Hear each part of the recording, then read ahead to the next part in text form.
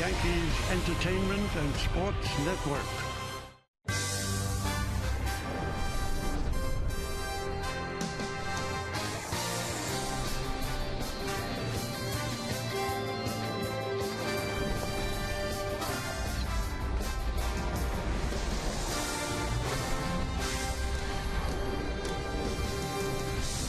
It is a gorgeous 63 degrees in New York City, and it is time for baseball as the Yes Network presents New York Yankees baseball. It's the New York Yankees against the Oakland Athletics in the first of three from Yankee Stadium in the Bronx, New York.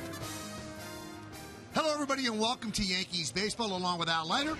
I'm Michael Kay. Now, you think of the Yankees, you think of home runs, you think of pretty good pitching. But sometimes you could win a game with the little moves that don't show up in box scores, and that's what happened to the Yankees on Wednesday. It was a heads-up play. You know what? Tie ball game in the sixth inning. Lyle Overbay has eluded a tag here. This is a ground ball by Ichiro. Could be a double play ball. Look at Lyle Overbay. Smart play. Altuve, the second baseman, quickly throws the first base. Eduardo Nunez scored. That ends up being the difference. The Yankees win a rubber match against the Astros, 5-4 win. All right, last 13 games, the Yankees have played very well. 9-4. They haven't scored a ton of runs. They've hit 16 home runs, 4.19 ERA. But look at that bottom line. That's important. They're 4-0 in one-run games, so they are finding ways to win.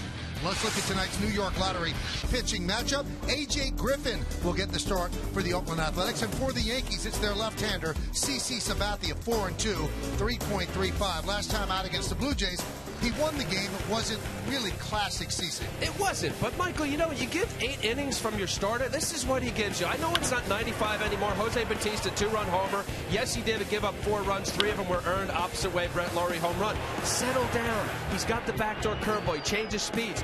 It gets dangerous for him when he has to get fastball counts. Beautiful curveball, enough fastball to get Melky Cabrera swinging. CC Sabathia is a horse. He gives you a lot of innings. That's what he's been doing his whole career. All right, so he'll start this 3-game set against the A's. The A's just win. How do they do it? How did they do it last year? I will explain when we return.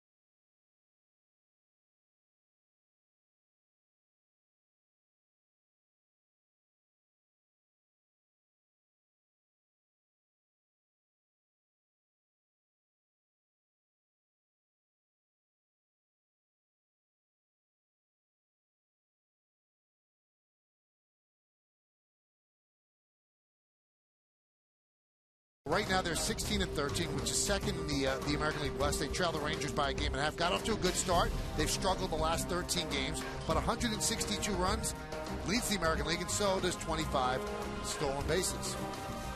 Well, by now you know that that's Al Leiter. I'm Michael Kay. This team is the little engine that could. Yep. Really, they have a low payroll. They get it done. How do they fit in this year's American League West? I think well, and I think really what Bob Melvin was able to do, we just showed some pretty good stats. I mean, you talk about a superstar player that they have in Yoenis Cespedes. When you remember when he was assigned out of Cuba, everybody said, wow, how did the A's do that? And you mix that around with good player development. This really is, you hear often about franchises being a family. They do it from down up in the minor leagues right through the big leagues. They They have to get rid of guys that are making big payroll. What do? They trade away big money guys, and they get back multiple players, which they've done. I think this is a fun team to watch. Their pitching hasn't been as good. They brought in some young pitchers last year that won and responded. This year, not so much. The West isn't as good, I think, because of what the Anaheim Angels are struggling to do. All right, so we'll learn more about the A's as we move along this weekend. But coming up, the first game of this 3-game set, CC Sabathia gets the call for the New York Yankees. And when we return, lineups, first pitch baseball next, right here on Yes.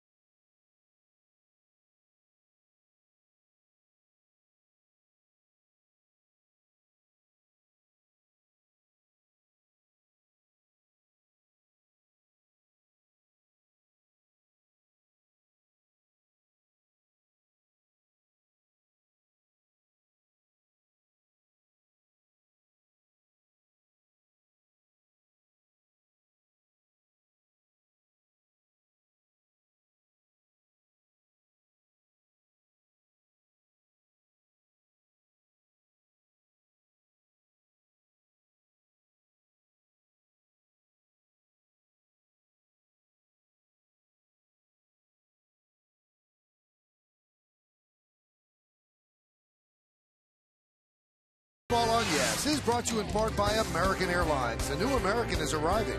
By Kettle One, gentlemen, this is vodka. Please drink responsibly. And by Turkey Hill, the official ice cream of the New York Yankees.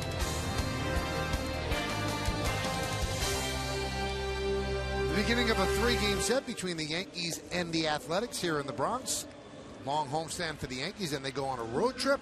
But first, the A's. So let's take a look at the A's starting lineup put together by their manager, Bob Melvin. The shortstop is Adam Rosales. He leads off. Seth Smith in left field will bat second. Jed Lowry in second base hits third. Yoenis Cespedes, the center fielder, will clean up.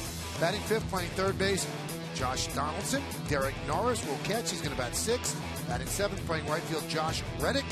Nate Fryman, the first baseman, bats eighth. And Luke Mons is the DH. He will bat ninth. There's CC Sabathia, the big left-hander, 32 years old, to be making his 7th start of the year. I say so far he's got 3 starts that he's pitched 8 innings, 2 7 innings. I know the ERA 3.35 coming down. Very respectable. I love the 10 walks in the 43 innings. Let's take a look at the scouting report. Brought to you by Tri-Honda Dealers. Getting on a roll. He's got 6 decisions in the 6 starts. As I said, his last 4 starts of his 5, 4-1. That's good. The man, I want to say this, last 7 years, from 07 through 12, he's number 1 in wins in Major League Baseball and innings, 3rd in strikeouts behind Justin Verlander and Tim Lincecum, and Cleveland Blues and Broadway Stars. Facing the A's as an Indian, he was 3-7 with an ERA over 6. As a Yankee, he's 5-1 with an ERA 2.77. Very respectable. All right, so we're ready. Here in the Bronx, Yankees are set, CC set, and Rosales is set. Let's do it. Here in the Bronx, the first pitch is drilled deep to left field. Going back well, see ya. 1 pitch, 1 run, 1-0 A's.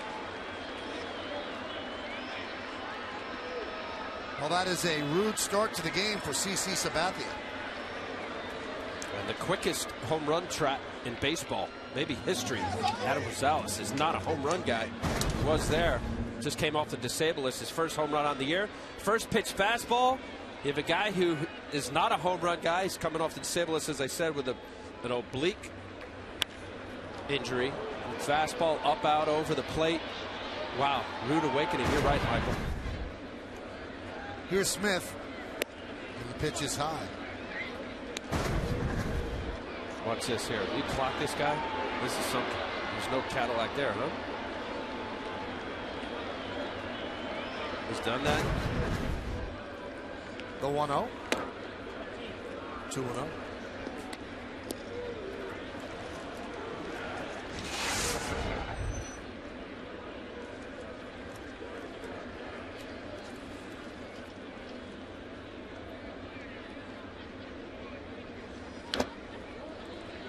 got a piece of Stewart. Count 2-1. 15 times. I said he's done that. I was trying to get the number in the book here. 15 now, 16 home runs in his career. Spent a little time with Cincinnati and now here in Oakland the last 3 years. So he hasn't hit enough to be styling, and a lot of people would prefer people go around the bases that way. The 2-1. Mostly the guy on the hill. Never liked the guys taking their time, but either way, he gave it up. Gave up 2 home runs in his previous start, CC did.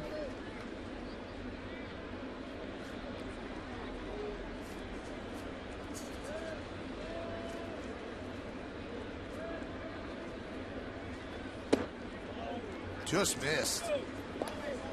Maybe, Jordan Baker is the home plate umpire. Maybe down. You know, you see the way Chris Stewart caught that ball. He was supposed to be on the inside part of the plate. That's one of those where it may have crossed the plate. Now, Chris Stewart's on the inside part. See how he catches it? Maybe down. It definitely had plate coverage. Swing and a miss, so Smith is down. Nice pitch. All right, things are happening so quickly. Let's try to give you the Yankee defense. The guy who went back and looked at the home run was Vernon Wells. He's in left, Gardner's in center, and Ichiro Suzuki is in right. Infield, Nix, Nunez, Cano, and Overbay third to first. Stewart's behind the plate, and Karsten Charles Sabathia is on the mound. You know, I know much has been said early going with CC's velocity, and at 32 years old, he had a little cleanup in his elbow during the winter. Doesn't throw as hard. 91 is more than enough. I believe his velocity will go up. In my opinion, he's still in the prime of his career, low 30s. But he could pitch. I mean, even after his last game, you know, he gave up the 4 runs, but settled down, used his off-speed pitch as well.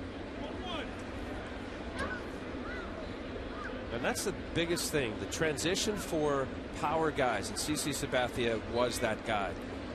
Are you able to make the transition to be a pitcher? Throwing behind the count, throwing 3-2 curveballs as he did just there to Seth Smith. Lowry, fly ball left center. Gardner runs it down for the second out. And that's going to bring up Cespedes. And now let's take a look at the Jeep hitter scouting report you put together. Yeah, you know what? This is an interesting guy. Yoenis Cespedes is signed out of Cuba, defected, 4-year deal that they ended up signing with the A's. How about this? With or without Yoenis? With the A's, since he's been there, 94-50. When he's not in the lineup or hurt, 16-31. This year, they're 12-3 in the 15 games he's played. Yoenis the Menace against the Yankees, 3 home runs last year, 6 RBIs in 6 games with a .345 batting average. Be careful and groom the play. We'll talk about this tonight, Michael. This guy at 11 years old in Cuba left his family, lived at a place far from his home, and basically there's a school there. It's the Superior School for Athletes. All athletes in Cuba, and at 11 years old to 17, he was at this school. 3 days, basically a month, he'd go home to his family. At 11. Wow. Yeah. You look at this guy, and really monster numbers, star player. You say if he lived in the United States and grew up here, he'd probably be a football player. What an athlete.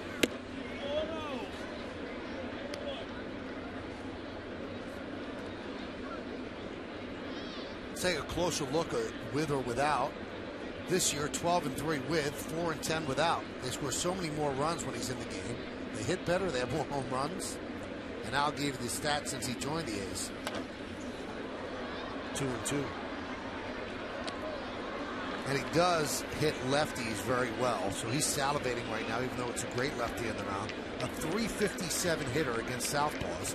And he's .196 against righties. Well, Billy Beane signed him 4 years for $26 million, and it was late. It was almost spring training last year. And everybody kind of raised their eyebrows, didn't know where really the A's were going. They won 70-some-odd ball games, 21 games back last year, prior to the great, unbelievable year that they had winning the West. They knew what they had. You know, the scouting all around this world has gotten so much better. This is a special player here. And CC walks him. Even though he's 0 for 6 coming into that at bat against CC, that's not a bad walk. You're going to make a guy like that, monster pop, hits mistakes. You're going to walk him and take your chances with the next guy, Josh Donaldson.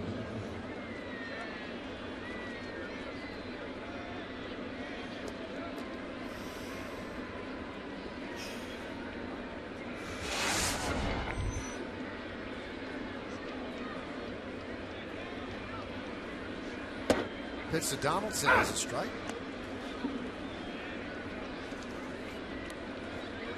Al gave you the scouting report on CC 4-2. So 4 wins for CC in April is something he just doesn't do. Usually gets off to a terrible start, so that would bode well for the rest of the season. Because he's one of these pitchers that gets better as the season moves on, throws harder as the season moves on. And for him to put 4-2 in the bank in April, it's a good sign. Yeah, you know what's funny? That we're almost trying to, apologize for a guy that's 4-2, as you say, Michael, respectable ERA. And I'm not saying that it is apologetic. But when you have such dominant player as CC has been, Cy Young Award winner, you look for, wow, what's going on? Oh, wait, he's throwing 88. Maybe, is there something wrong? This guy out of his starts, 6 starts, he's pitched 8 innings. I know this day and age, big deal, right? Once upon a time, guys finished games. The other 2 games, 7. He's had 2 clunkers, you'd say, I guess, the Tampa Bay game and his first game against Boston.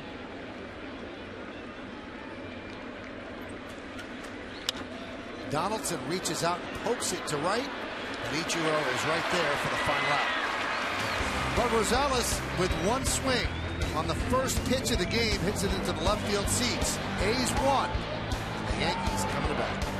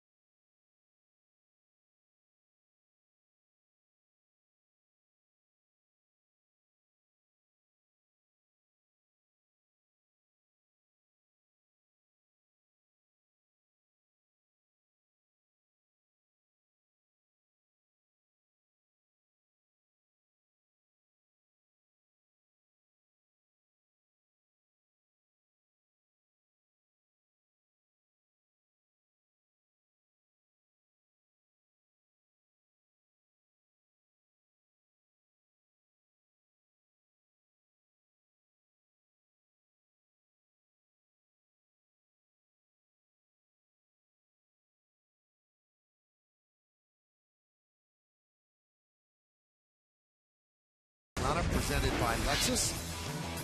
Brett Gardner's in center field leading off, batting second and playing second. Robinson Cano, Vernon Wells in left field will hit third. Cleaning up the DH, Travis Hafner. Ichiro Suzuki in right field will bat fifth. Batting sixth, playing shortstop, Eduardo Nunez. Lyle Overbase at first base, he'll bat seventh. Batting eighth and playing third base, Jason Nix. And Chris Stewart gets a start behind the plate, he'll bat ninth. 25-year-old right-hander A.J. Griffin. Interesting guy. 6th start of the year. 13th round draft pick in 2010 out of the University of San Diego. There you see his numbers. Going to come at folks. Let's take a look at the pitcher scout report brought to you by Tri Honda Dealers. Mixes up his speed. He's not overpowered, but he throws like he's 95 or better. 88 to 92, big curveball change. What a way to start. Since he got called up middle of last year, in his first 18 starts, 9-1 with an ERA under 3. Very good winning percentage. And joie de vie. Why did I write that, Michael? Why? This guy's interesting. He came on the off day, wanted to go to French restaurants, enjoys fine food, plays a guitar, went down to the little fan cave they have, Major League Baseball, played music. He picks up different instruments. He speaks, has 3 languages he can speak. Surfer. Eclectic. Maybe eclectic would have been. Well, you want the French word. I did, because Thursday he was looking for a French restaurant somewhere, so I don't know if he got it.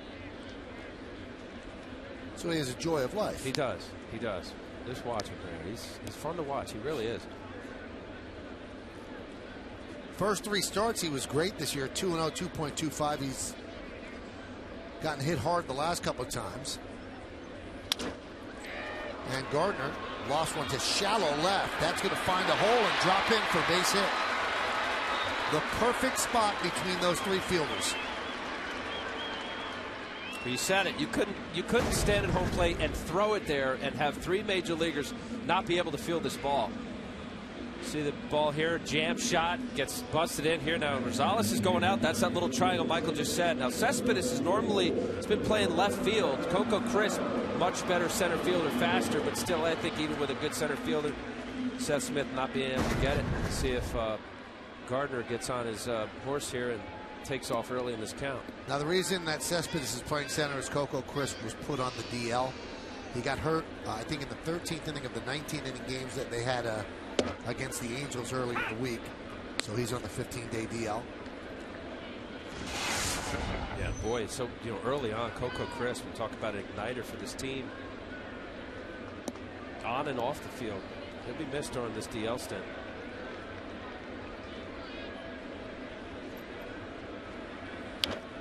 Cano fouls it back.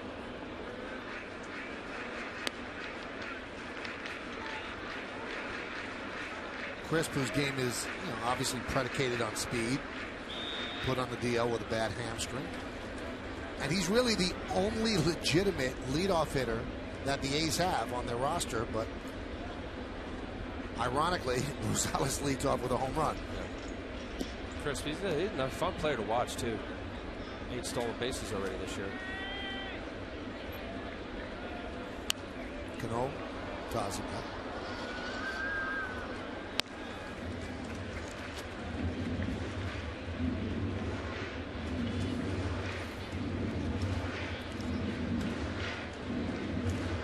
Spot, watching Robbie early in the count, you want Gardner to get a chance to shoot. Pitchers know that when you have a quick runner who can steal. Usually get a free strike early in the count. Robbie's been taking a lot of those first pitches. Gardner sometimes doesn't feel comfortable, I guess, early in the count to run. Derek Norris has only thrown out 1 of 9 base stealers. 8 for 9 success rate, not good. Cano also leads the majors with a .387 average against right-handers. Tap slowly, left side. Donaldson fields and gets Cano, and moving to second is Gardner. Let's check out the Athletics defense. In the outfield, Seth Smith in left, Cespedes in center, Josh Reddick over right. Infield, it's Donaldson, Rosales, Lowry, and Fryman, third to first. Derek Norris behind the plate, and Arthur Joseph Griffin on the mound. All right, so runner in scoring position, and here's Vernon Wells.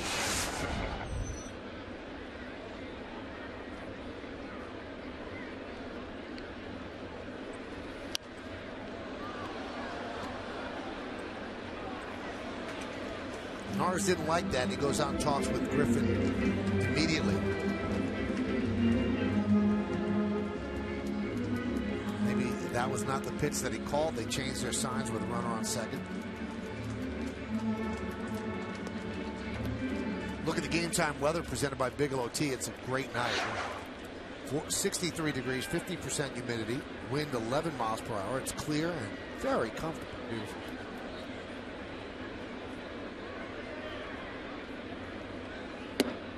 Little breaking ball there, 69 miles an hour. Missed inside, 1-1. Big slow curveball, Michael. You're right. That's the combination. And I said changing speeds. This guy mixes it up. 3 pitches primarily. Cuts a fastball a little bit.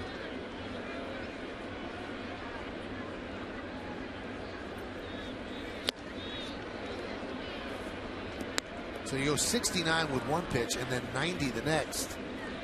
That's what throws you off. So the 90 seems a little faster than 90. Yeah, and normally what major league pitchers try to do is separation on their curveball, not their slider or harder breaking ball, is about 15 miles an hour. You get 20 and still have movement.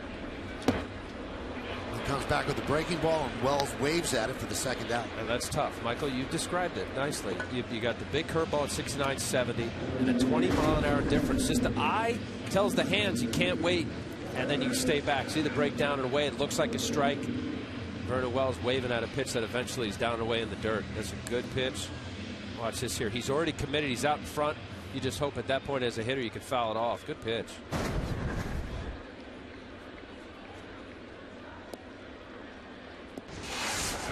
Here's Travis Hafner.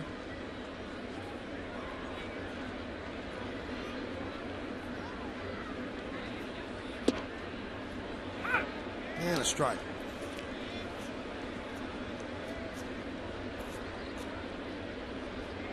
Nice pickup, the Yankees. I know kids keep talking about it. Hopefully, the Yankee fans and the organization will be talking about it all year. Hafner, 304, 6 home runs on the year, 17 RBI.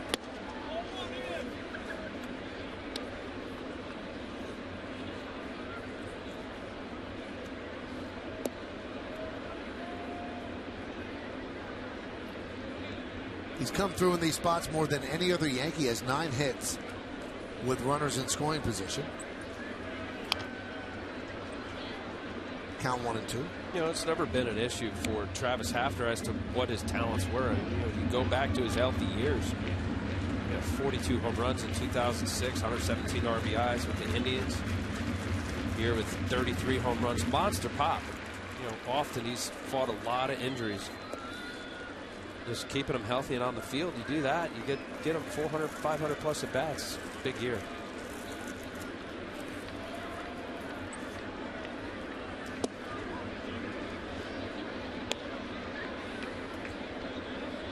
We told you how great Griffin was in his first 3 games. On his last 2, not so great.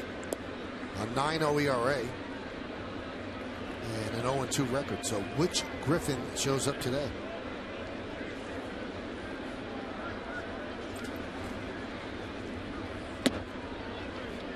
Count 3-2. Well, so far the A's have had the Angels number.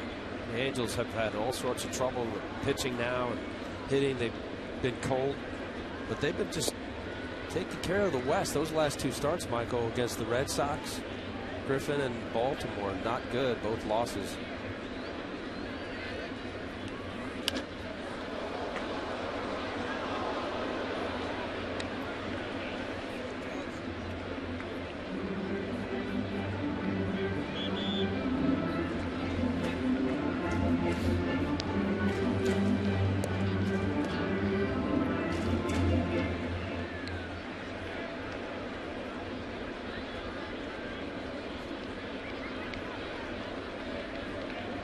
Gardner's at second with 2 outs. The 3-2. And Hafner swings and misses, and that will do it. No runs, a hit, no errors, and 1 man left. We've played 1 at the stadium. It is 1-0 Athletics right here on Yes.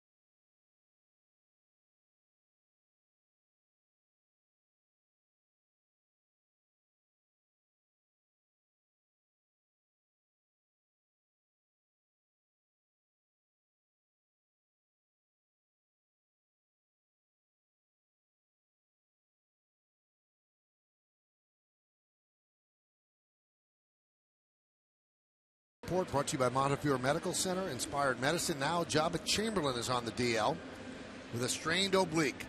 That's what Job has done so far this year. He did it warming up during the Astro series. Had an MRI. They saw the strain, and he is on the DL.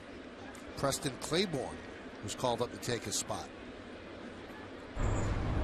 That's the injury that I think they got to start figuring out. Have you ever heard more strained obliques in the last let's say 3 or 4 years. What do you think it is? I think it's I think it's got to be the workout. I mean, look, it came from a time period when, if you lifted weights, it was complete taboo, to a really sophisticated strength and conditioning program. But I don't remember so many strained obliques. You think people didn't go on the DL with him in the past? I don't think you, as a baseball player, I don't think you can perform. As a hitter, I don't know if you saw the highlight, Bryce Harper check swing and pulled something. I guess he's back to there. He says some kind of bruise. But, there's too much rotational movement as a pitcher. For a pitcher and a player, hitter, I don't know. I would have to say it's got to be something that there's some different workout in the weight room.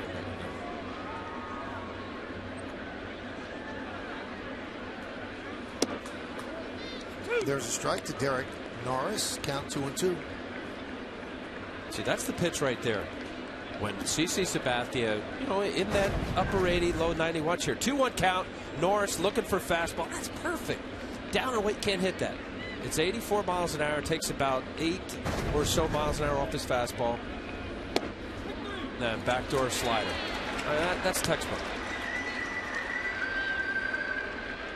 So he got in a fastball count, threw a beautiful changeup, straight, painted the corner. Chris Stewart stuck it. Now here, backdoor outside. You see the front hip of Derek Norris, thinking inner half, hoping that the umpire doesn't call it a strike. He did. That was a beautiful pitch.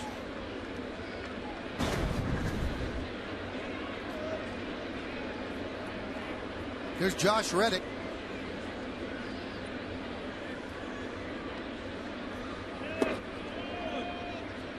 He has struggled so far this year. He was so valuable to this team last season. Still has 13 ribbies, but look at the batting average, 148.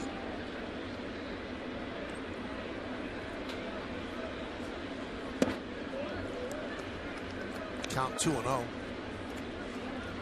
They moved him all over the lineup, try to take some pressure off of him. They've actually had him sit down against some left-handers, so a little odd that he's starting against Sabathia. But he has not quite done it yet, and he does not want to complain and pout. He said the team is winning and it's not about me. But Bob Melvin knows he's going to need Reddick and trying to nurse him through.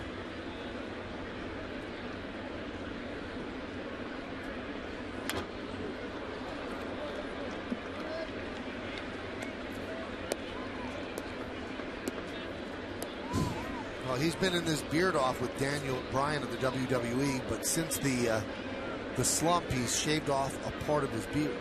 So he loses? It's a beard off here. It's nice. It's some little charity deal. 2-2.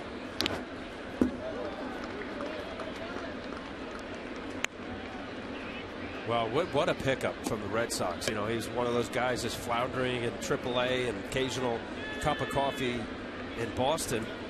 Actually, Chili Davis, the hitting coach for the A's, gets credit for his success, some of his success, while being his hitting coach in Pawtucket. And I talked to Chili, last year, look at 32 home runs, 85 RBIs, a monster year. Chili said during spring training, he was trying to use the whole field. Now, while that 32 home runs, there's Chili. Yankee fans remember him. Great player through the years. Giants, Minnesota. He was part of the 96. The 3-2. Fly ball. Vernon Wells puts it away, and Reddick is now 0 for 28 lifetime at the new Yankee Stadium. He was not part of 96. It was the later years. Was it? Okay.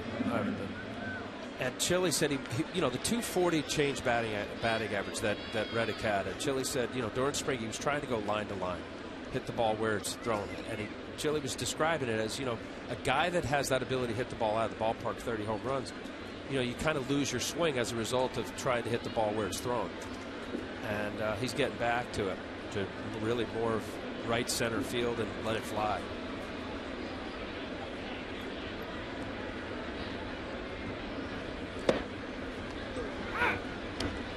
Chile was on the 98-99 Yankee championship teams.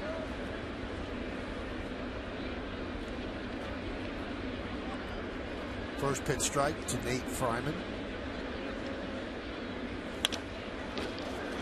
Off the glove of Nunez. That'll probably be a hit.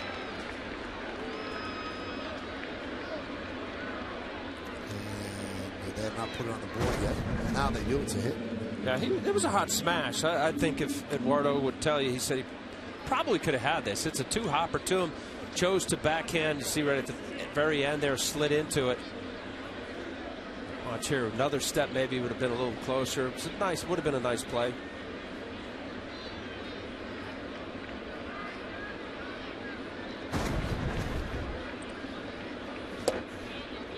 Luke Montz swings and misses. What a journey for this young man. Called up earlier in the week because of the injuries to the A's. Got a hit. He had not played in the big leagues since September 28th of 2008. When he was with the Washington Nationals, and that was against the Phillies. That's a long wait in the minor leagues after you've tasted big league cooking.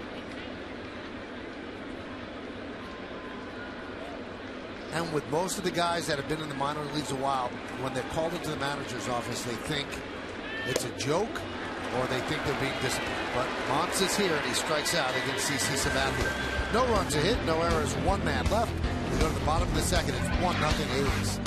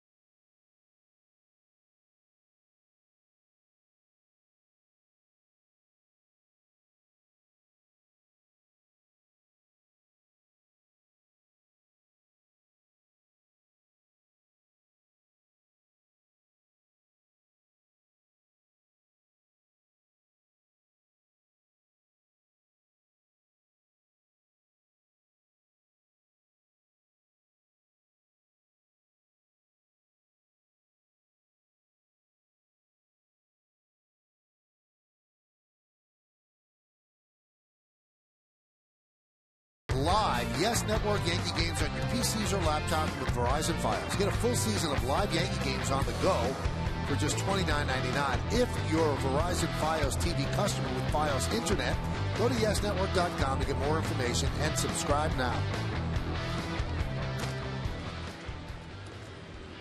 Well, that says who's up next. Leading off the bottom of the second, Mr. Suzuki. It'll be Suzuki, Nunez, and Overbay as the Yankees trail 1-0. Ichiro heating up over his last 8 games, 419. Can't keep him down.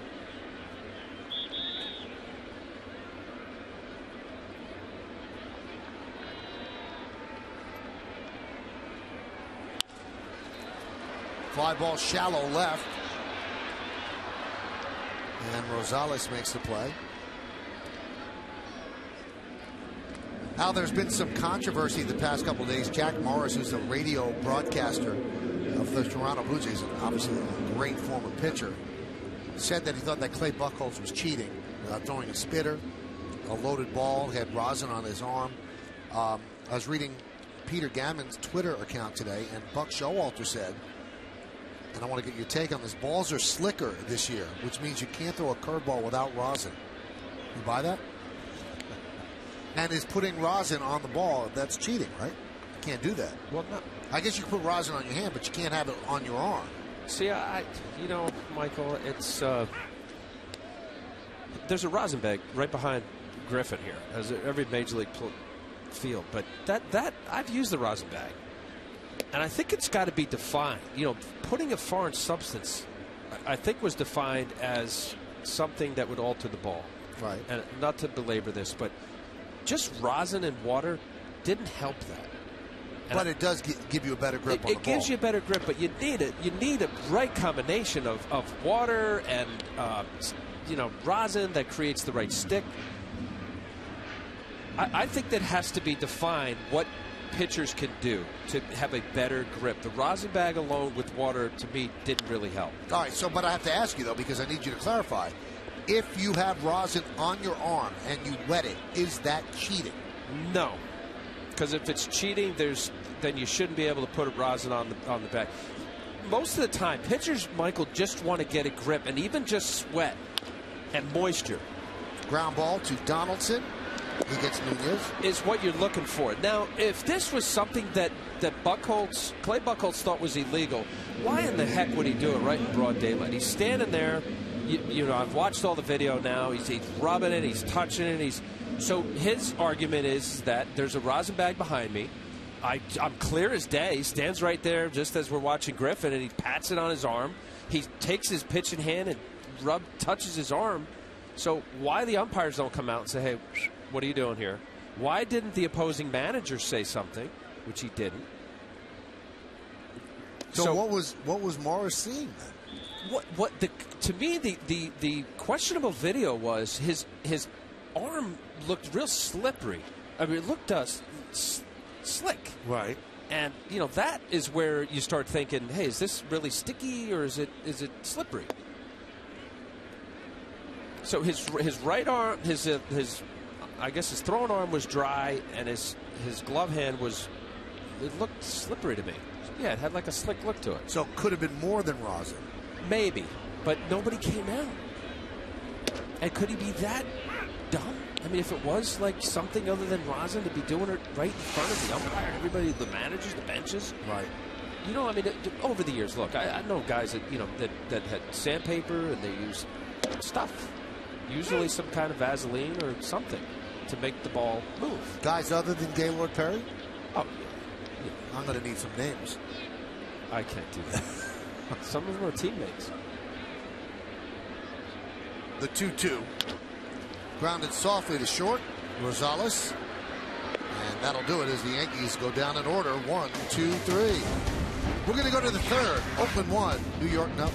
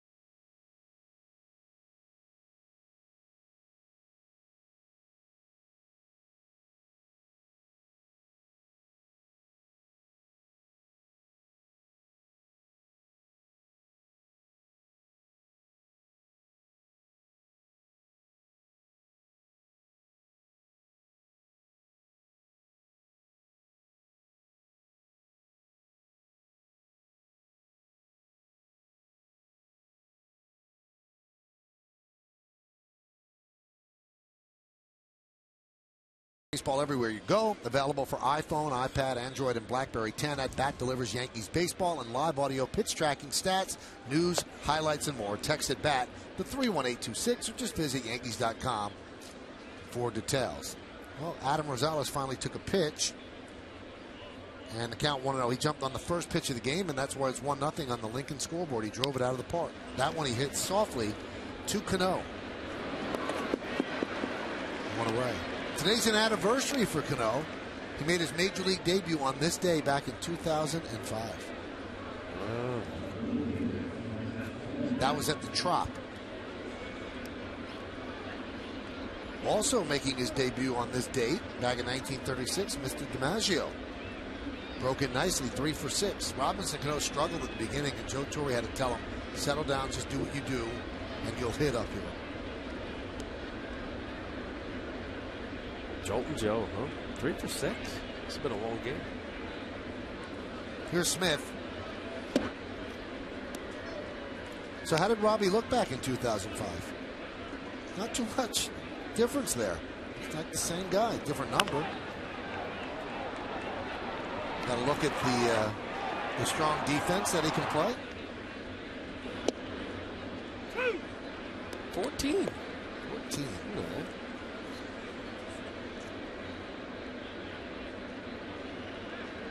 Tino was on the team wearing 24. And he wears 24 because he's named after Jackie Robinson, who wears number 42, and that's retired around baseball. And Mo has it here with the Yankees, last player to ever wear it. So he just flip-flopped it, and he wears 24.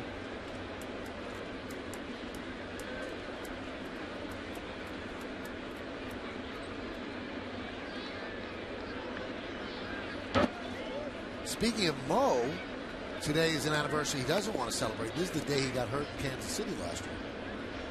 He didn't play for the rest of the year. And now he's back, and he's 11 for 11 in saves. It's been an amazing comeback by a 43-year-old. And what did you think at that time when you saw that? I thought he was going to play again. I did too, but I mean, as good as ever. It's amazing. It's 11 for 11? 11 for 11.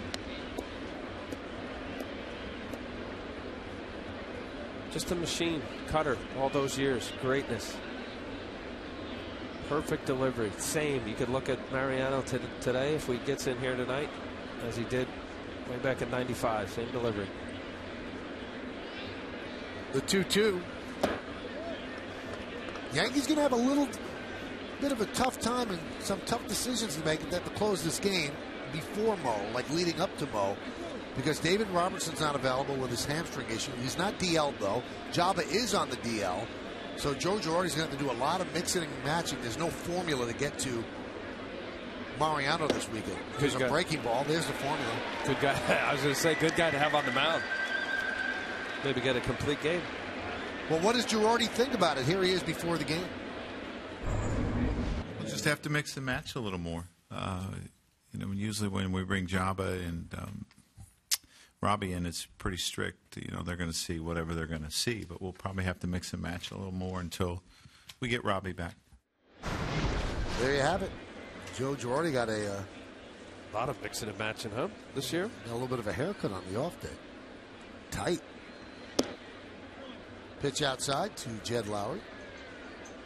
I think that's one of Joe's strengths, Al. He knows how to mix and match. He knows how to work a bullpen. Well, he's got Preston Claiborne, who just got called up. Wouldn't you be surprised, though, if they throw the kid into a high leverage situation? I'm just looking at his availables here. Adam Warren, Boone Logan, Miguel Nuno. I would say Sean Kelly's probably going to go up that. And Logan. Well, yeah, no, Boone Logan for sure. Count 2-1.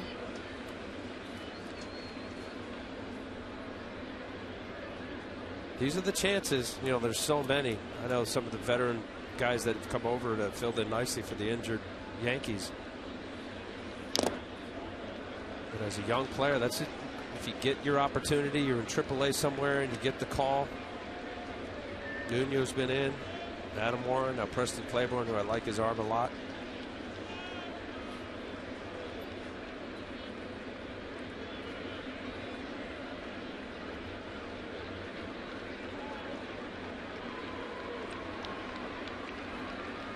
The 2-2. Oh, just missed. You know why he takes that? Because you can't hit it. That's a corner pitch. CC wanted it. Let's see. Chris Stewart on the corner. That's around the corner. Off the plate barely. I've seen worse called strikes. Yes. 3-2.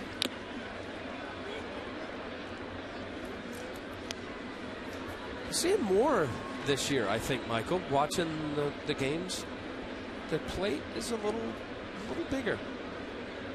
I think for a while there, when that Questec came into to fruition, somewhere in the early 2000s, it was designed to bring the plate in.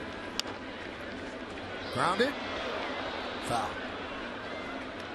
Yeah, and I say that. I was part of a LCS game right here. Let's see the ball past Jason Nix. Good view right there. Foul ball. Good call by Marvin Hudson, third base umpire. Was that game with Levon Hernandez, Game 5 down in Florida. It was 15 strikeouts, big, huge plate. Eric Gregg, the late Eric Gregg. Right.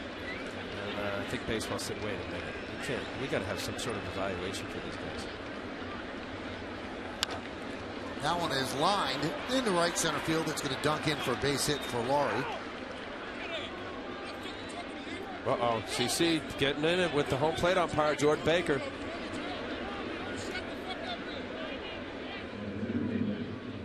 And now Larry, no, that's Joe Girardi. He's going to come out and settle down CC. Very rarely see CC, but he thought he had Lowry struck out and then had to throw 2 more pitches and gave up a hit. So this is just to calm down, and maybe he wants Baker to come out so he can have some words with him. No, you know what? I think Jordan Baker did the right thing. But CC yelled something, and he's frustrated. Look, you think you made a pitch. Now he's going to go in, eventually see that shot that we just showed, and it was close. And you did say it, Michael. They call worse than that. In his mind right now, that he had him struck out. This is the pitch that was in question. It's corner. You have a catcher catch the ball like that, and I've mentioned it once upon a time. The Braves organization, they taught their minor league catchers to have presentation to make it look like a strike. Again, it was before this evaluation of this Questec system, or I forget the name that they're using now. And if it looks like a strike, especially from each dugout, umpires just call it a strike. But as we showed over our overhead, that was off the plate by 2 inches.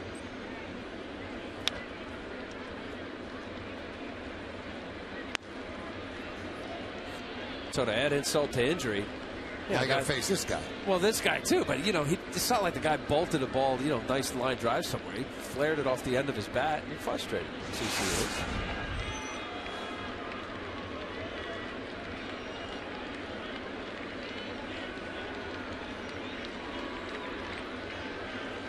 The 0-2. Foul back. That's a risky pitch right there. He's stayed away. Cespedes, big guy, likes to extend his arm. Now watch here. Chris Stewart wants that ball in that up and in window. Ooh, see how he pulled his hands just in? Just enough. It was just in. Just enough. He's a strong hitter here. Got it on the label.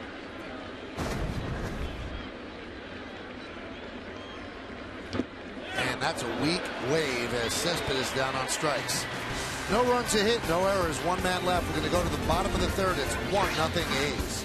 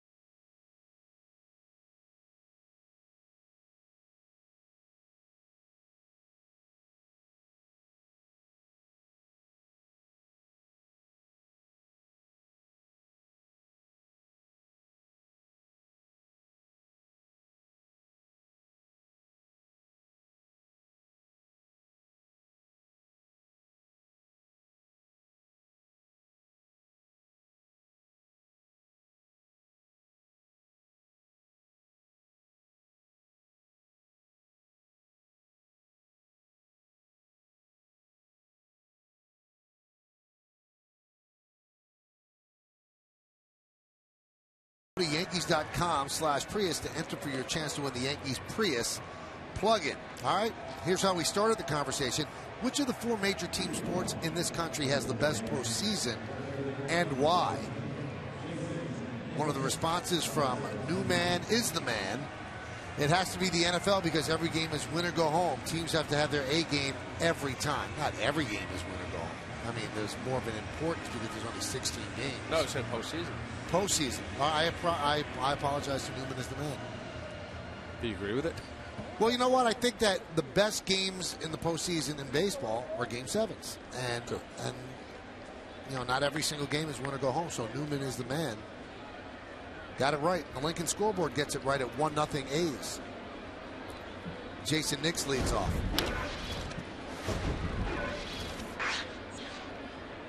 I don't know. You know, sell that to a Knicks fan right now. With Game 6.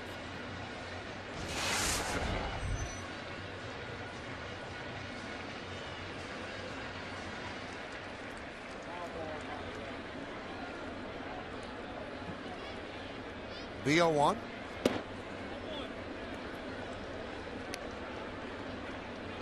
One and one.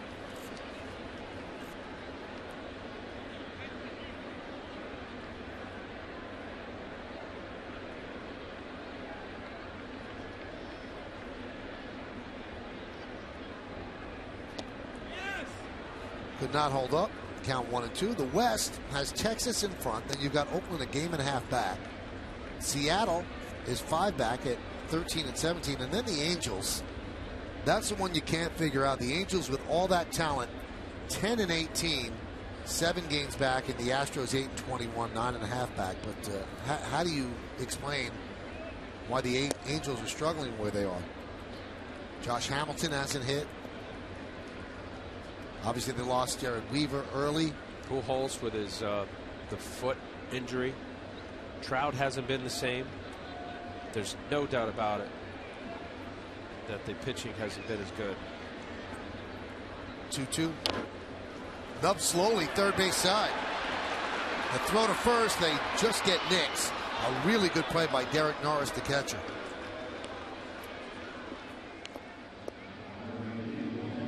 This is a nice play by Derek Norris coming out of the chute. Jason Nix, pretty good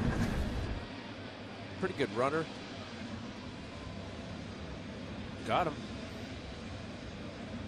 Let's see here, this grip here. This is a palm ball. Wow. Oh, look at how tight in his hand. This is trust the grip. So this is his. Oh, I take that back. That's a curveball. Well, why did he grip it like that? That's a very unusual grip. The pitch to Stewart is outside, 1-0.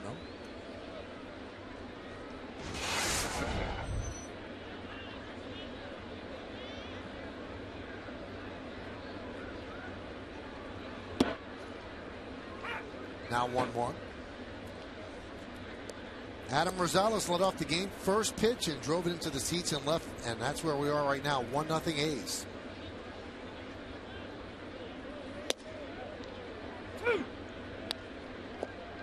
And the count 1-2 on Stewart. You got to pick either or from A.J. Griffin. He's throwing that big slow curveball and decent fastball. And that gets around that, which would be more of a slider. Hopefully we'll get it. We'll get another shot of showing that grip. It's an unusual. Now look at, he's got all of his fingers on. Normally you throw it like a fastball. Well, this is a slider grip. But in order to take that much velocity off your curveball, I remember last year when Mike Mussina was here. It's a big, slow curveball. It's hard to do it with still getting the spin. And Stewart works a walk with 1 out.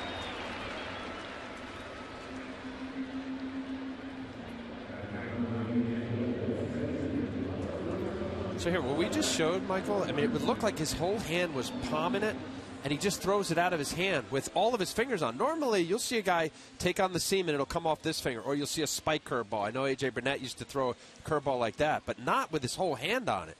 Very unusual. You pick a seam and throw off of it. I used to throw it off of this seam, the curveball. Slider, you take another seam, and it's all pretty much off of your middle finger. He's got all of his whole hand on it, and it spins out off of his index finger. Unusual curveball, but the only way he can do that. Now, this guy's not like an 83, 84 mile an hour fastball guy throwing a 68, 69 mile an hour curve. He's got that 20 mile an hour separation, and it's really hard for the brain to say to the hands and the eyes what they see, curveball, and stay back at 20 miles an hour. Gardner laces one into left field. Coming on is Smith, a shoestring catch for the second out.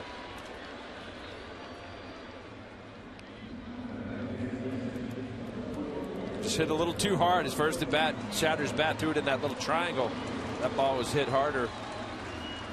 Seth Smith made a nice play.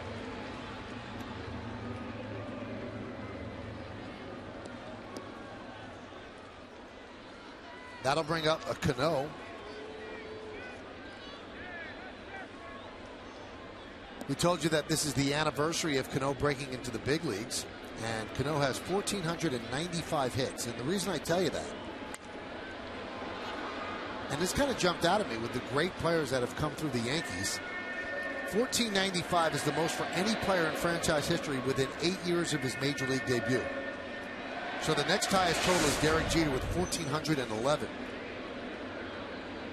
Then Earl Coombs at 1,387, Don Mattingly 1,384, and Joe DiMaggio 1,349. Now with DiMaggio, there is a little bit of an asterisk there. He was in the military within 7 years of his first game, so that obviously kept his total down. But now Cano has more hits in his first 8 years than anybody.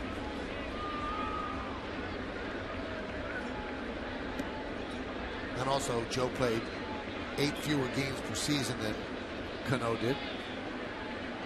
But the only Yankee with over 3,000 hits, Cano has more hits than Jeter. Does he get another one there? Yes, he does, and it bounces into the seats for a double.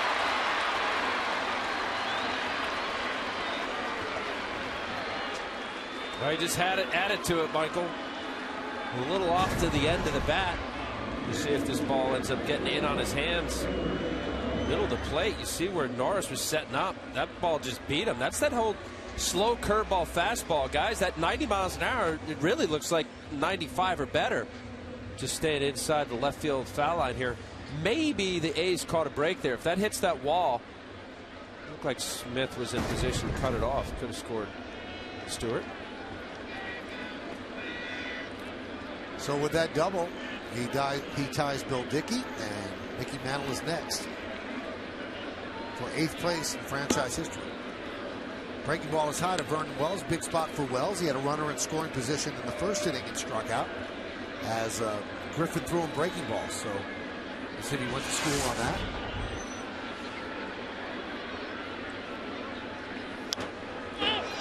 High pop-up right side. Fryman is there. He'll put it away, and the Yankees strand 2. No runs a hit, and as I mentioned, 2 men left. As we go to the 4th, it's 1-0 A's.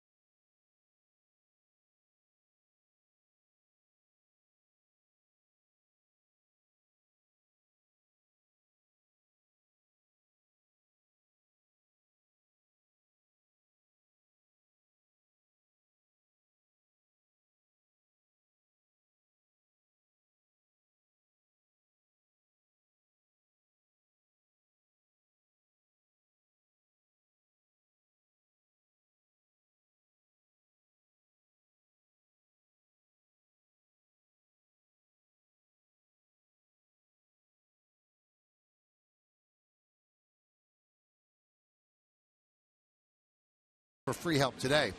Told you about Cano, made his Major League debut on this date in 2005. Now the question is, who started at second base for the Yankees in the previous game? Do you know that, Al? No. We'll all find out in the bottom of the inning. Here's Josh Donaldson. Do you? I really don't, to be honest with you.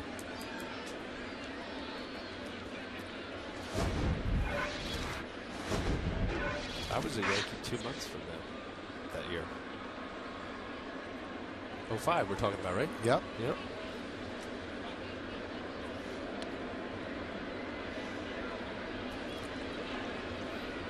Then you turn back the clock against the Red Sox on Sunday Night Baseball. Yankees win the East, head-to-head, tied. Beautiful moment.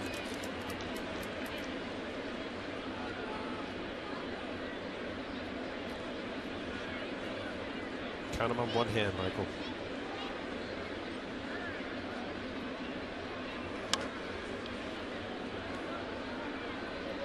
Now that's just being humble. Because I was actually talking about you with somebody the other day and how you always did step up in big games. Game 7 for the Marlins in the World Series. The play-in game for the Mets against the Reds. The game where you threw 147 pitches in the World Series against the Yankees and ended up losing that one. But you pitched well in big games. High drive into left center field. You know what, Mike? Thank you. And I met a guy. See, I talk nice about you when I'm not around you.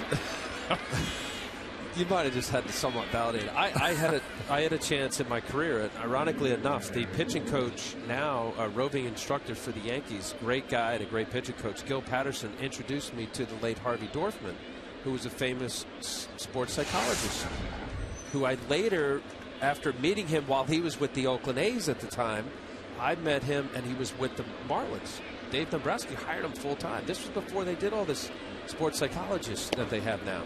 Pretty much every team has one. Harvey was the trailblazer. What a man. And he taught me, what was relevant. This pitch, this moment, execute, exploit a hitter's weakness, be mentally and physically prepared, all of that. It wasn't about numbers. It wasn't about innings. It wasn't about wins.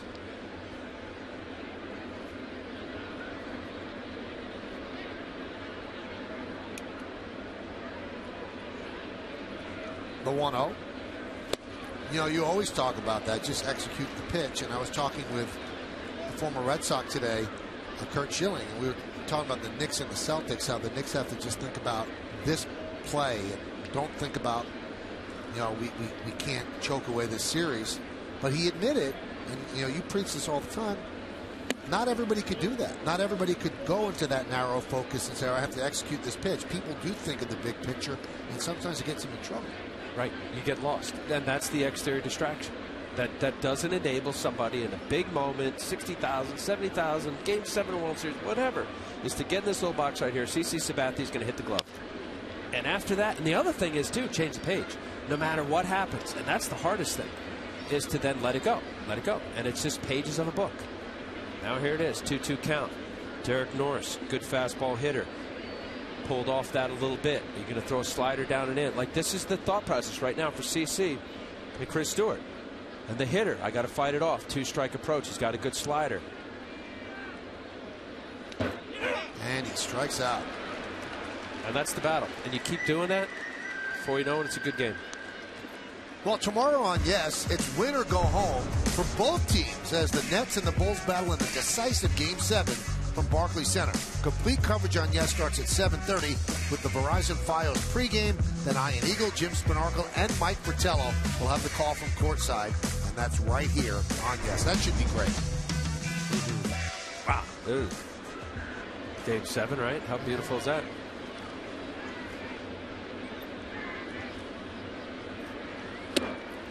Josh Reddick swings and misses. You know what Pat Riley used to say, right? He said a lot. Which one are you referring to? The main thing is to make sure the main thing remains the main thing.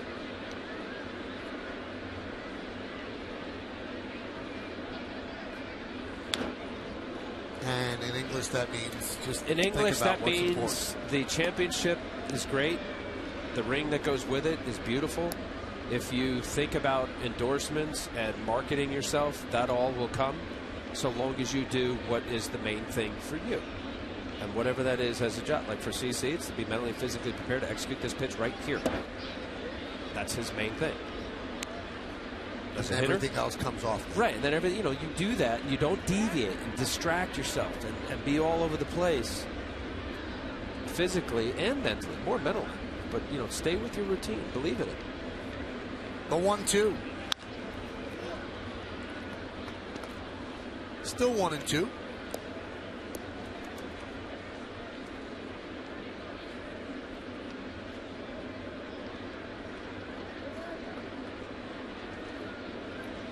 One nothing A's. We're in the top of the fourth inning at the stadium.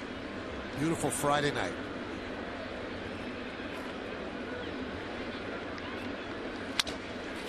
Broken back, ground ball.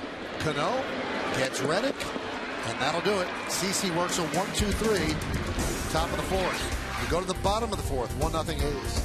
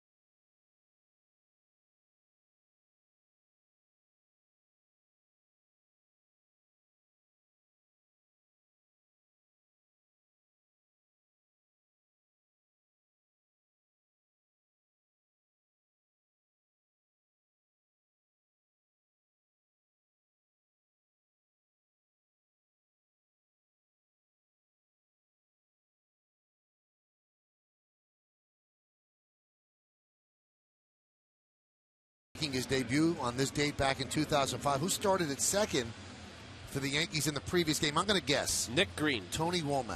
Oh. Let's see. Wow. Ray Sanchez. I'm surprised you didn't get a tweet or something from Womack, I don't look at tweets anymore during games. Tony Womack started opening day in 2005. Right. Yeah. I follow orders, Al. Travis Hafner swings at the first pitch and hits a high fly ball to shallow center. Cespedes puts it away for the first out.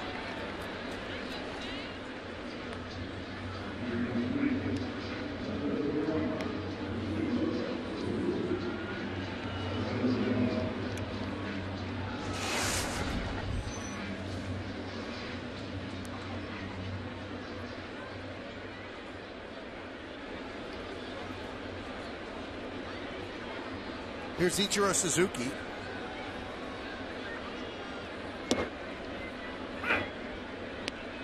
Count 0-1. This kid's pitching a good game. I know it's the no kidding, fourth inning, no runs, but he's got 3 pitches now. There's a base hit for Suzuki. 1-out single. Yankee hitters to pick a pitch. Often you hear hitters, they'll talk about picking an area, just seeing the ball. This is a first pitch with changeup was down. You see that ball was up thigh high. Ichiro going the other way like he's done so often in his career. That little slap to left field. Let's take a look at it on the Yesmo presented by Mercedes-Benz Tri-State Dealers. That's his swing. And when he had more speed, he'd beat it out, even if it was hit to the shortstop. And I say that he's the big curve, changeup, and a good fastball, not a great fastball. So there's a lot of speed variations and locations that the Yankees hitters have to pick out. And he's selective in how he's using it. He's throwing his curveball and off-speed pitches early in the count and also behind. But 90-91, the Yankee hitters have hit that. It's just these other secondary pitches that really have made him keep the hitters off balance right now. Count 1-1.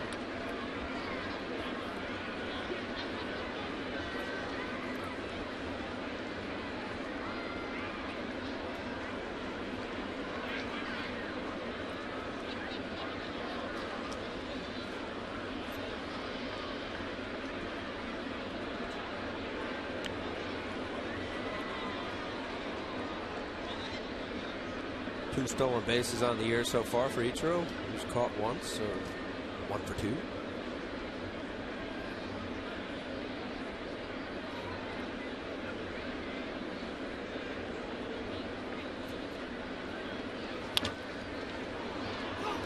One and two.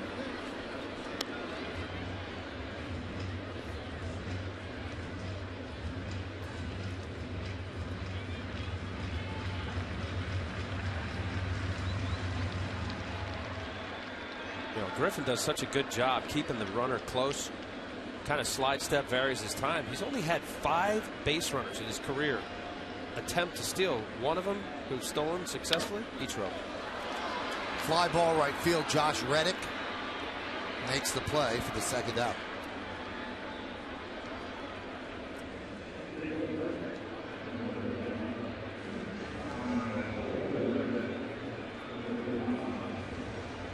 That's pretty remarkable. It says a lot about his ability to hold runners, AJ Griffin, but in 20 career starts, only 5 attempts and 1 stolen base. We get a lot of help, good throws from the catcher, but it's mostly on the pitcher. If you've got a catcher that doesn't throw out many runners, I'll show you a staff that doesn't keep runners close. Here's Lyle Overbay. Got some big hits for the Yankees. Count 1-0. Mark Teixeira starting to take some swings in the indoor batting cage. Tee and toss. Yankees hoping to get him back maybe toward the end of this month. Until then, it's Overbay as he grounds to second, and that will do it here in the 4th inning. No runs a hit. 1 man left. Let's go to the 5th. It's Oakland 1, New York 1.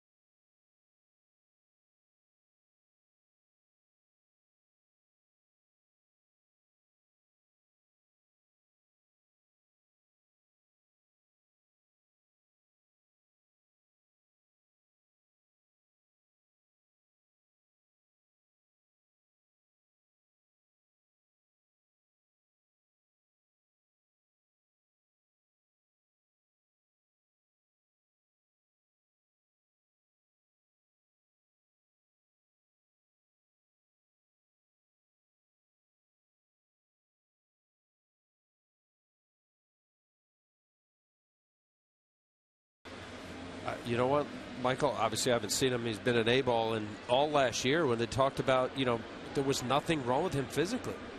I don't know. I think there's tremendous doubt when pitchers or any professional athlete doesn't believe in their stuff, getting bad counts. He had a great changeup. He wasn't overpowering with an electric fastball, but good enough. I kind of looked at him like Johan Santana light. Good example. I think Johan has always thrown a little harder in his prime. Fryman grounds up the middle, a base hit to start off the 5th inning. Let's check out the McDonald's upcoming schedule for the Yankees. After Sunday's game, they hit the road, but 2 more against Oakland, both at 105 tomorrow and Sunday. Then Monday is a travel day, 3 games in Colorado. Hopefully it doesn't snow. That final game on Thursday is a 3:10 start. Then on to Kansas City, 8:10, 7:10, 2:10, all of them on Yes.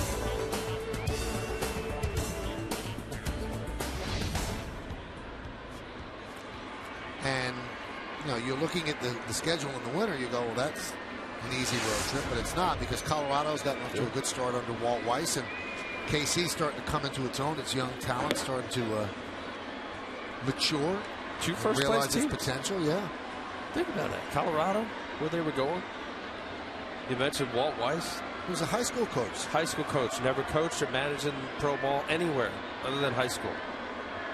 First place right now ahead of San Francisco. Montz with a fly ball to deep center. There's room out there, though. And on the track, Gardner makes the play.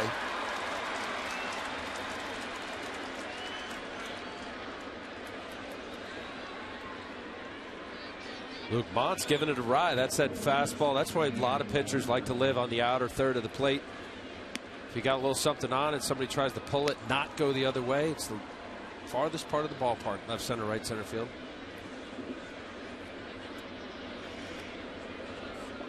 Good size of Freeman.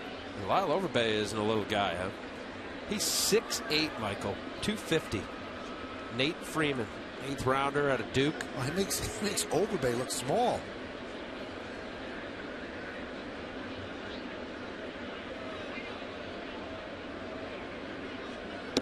Pitch to Rosales. Is a strike. He's a big man. He's from the Boston area. So his parents drove down tonight to watch him play at Yankee Stadium.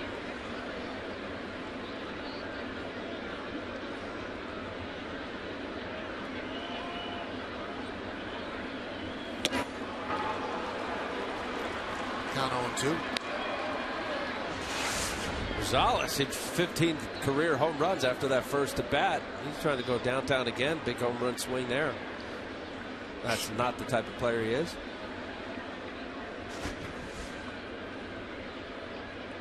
Line to line, gap hitter, get on base.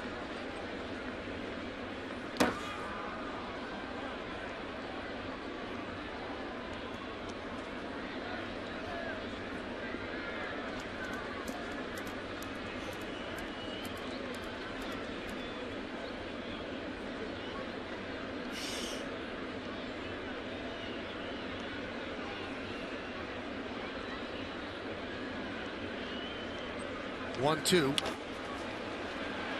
Pass Nix into left field. Fryman will stop at second. That's a single for Rosales. First and second with 1 man out. Found the 5.5 hole. Let's see. Nix off the line enough. Big heavy swing. Gets a few steps just underneath his glove. We'll see the Mercedes. Yes, Mo. See CC wishing that ball would get in that glove. Good effort.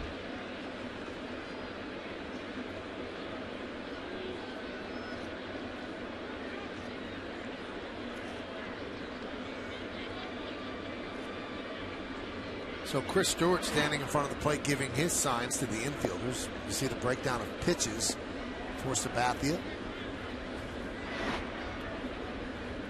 That's for Chris Stewart. If there's movement here, deciding which base to throw to, I would just say, based on looking at it, Freeman being the slower of the 2 runners.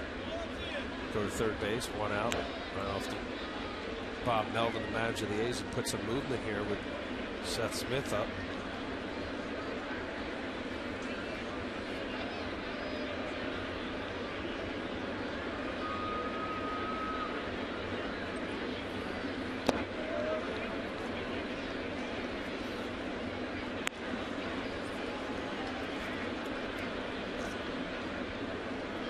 Bob Melvin, the manager of the year last year, beat out Buck Showalter. Both of them overachieved with teams that not much was expected of.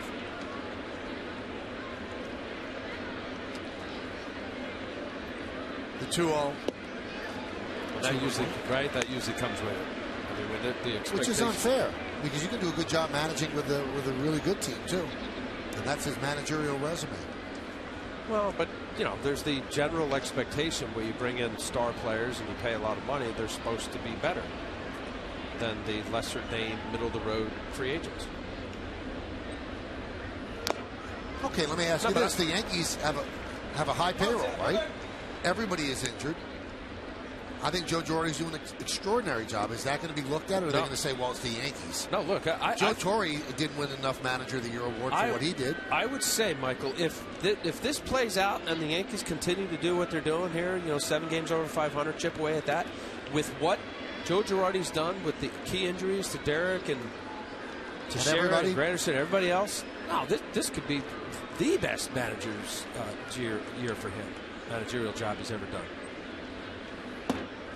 And I know, I agree with you. It is unfair. But when, last year, the Oakland A's and the run that they had to do to win, when they went in and swept Texas, as exciting as that was, with a $55 million payroll, the 29th lowest payroll out of 30 teams, yeah, that's when voters say, something right was going on there.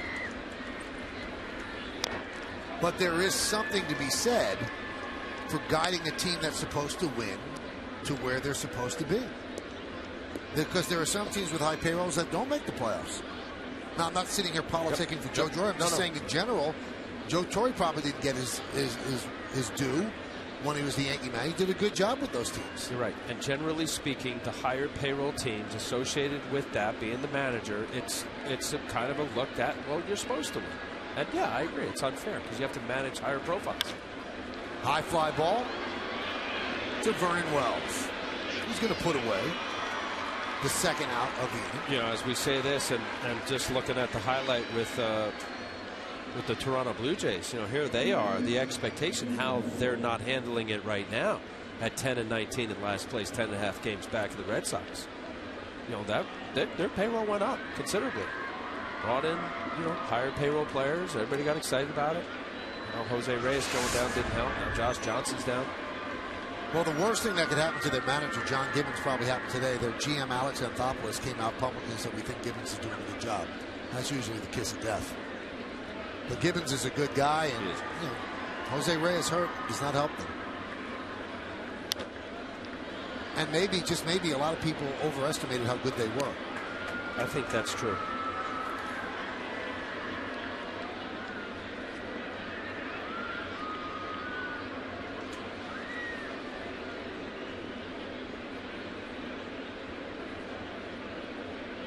What's the general time period that you look at in the season? Where I know it's only a month. Third of the season. A third. Okay, so I'd say 50 games.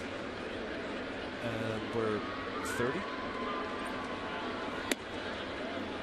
20 and 30. Yes. So that's fair. I mean, look, there's plenty of time to turn around. But where the Blue Jays are, you don't make up 10.5 games that easily. I'm sorry.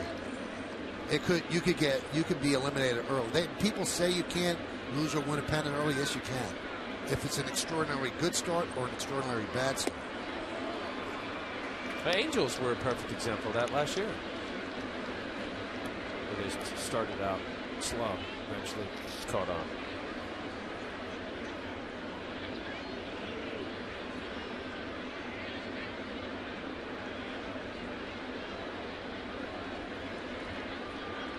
The 2-1. 2-2. Tough at bat here, Michael. You see that the veteran aspect of what he's been through over the years. Jed Lowry coming in hot. 12 road games this year, 367 batting average. Fighting it off, behind in the count.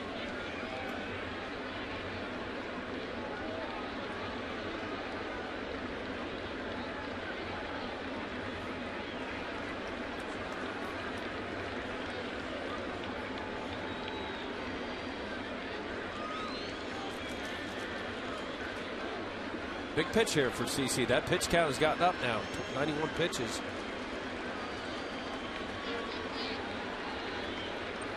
Two. Ooh, just missed with the fastball. Now that's the issue.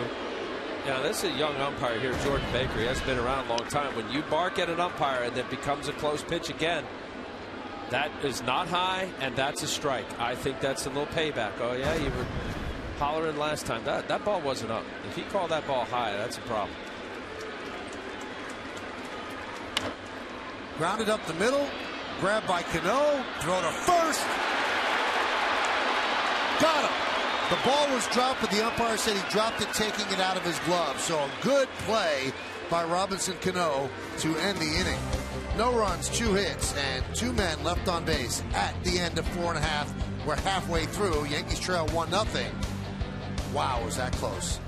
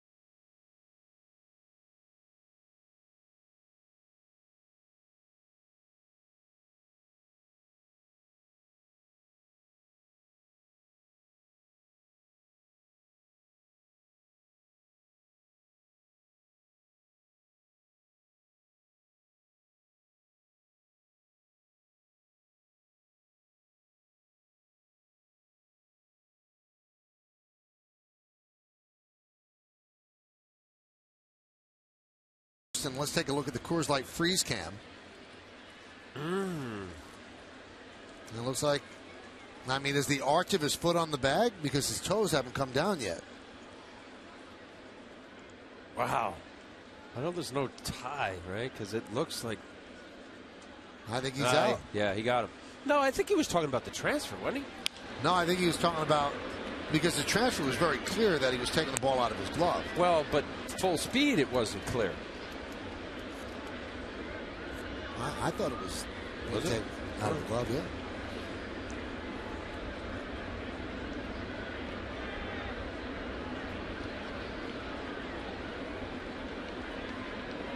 Tell you what, though, for a middle infielder, Jed Lowry's not too fast.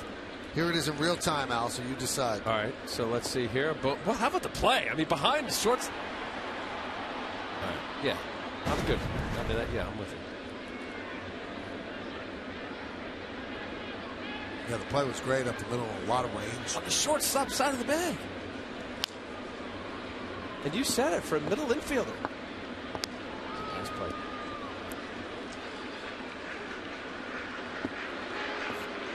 And that's a big call at first, because if he's safe, all of a sudden you're looking at bases loaded and Cespedes is coming up. And a pitch count that's growing. And a bullpen that's compromised. Got it.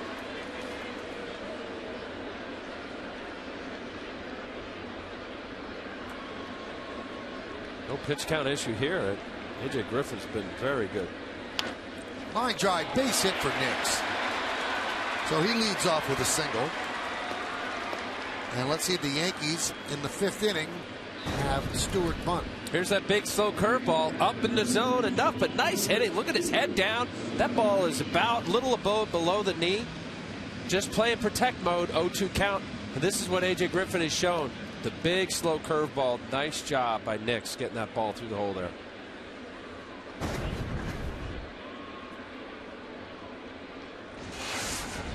Well, Donaldson is on the grass at third. Nix goes, and the bunt is put down. Griffin fields. That was almost like a suicide sacrifice because Nix was going, and I think he might have stolen the base, but Stewart put the bunt down. You know what? I'd like to see that again, Michael, because you're not going to run and bunt.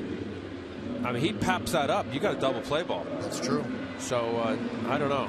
To me, somebody may have missed the sign there. I can't imagine doing a running bunt. You know, sacrifice bunt. If he's giving himself up, you got plenty enough time once the ball's down. Get a good secondary lead.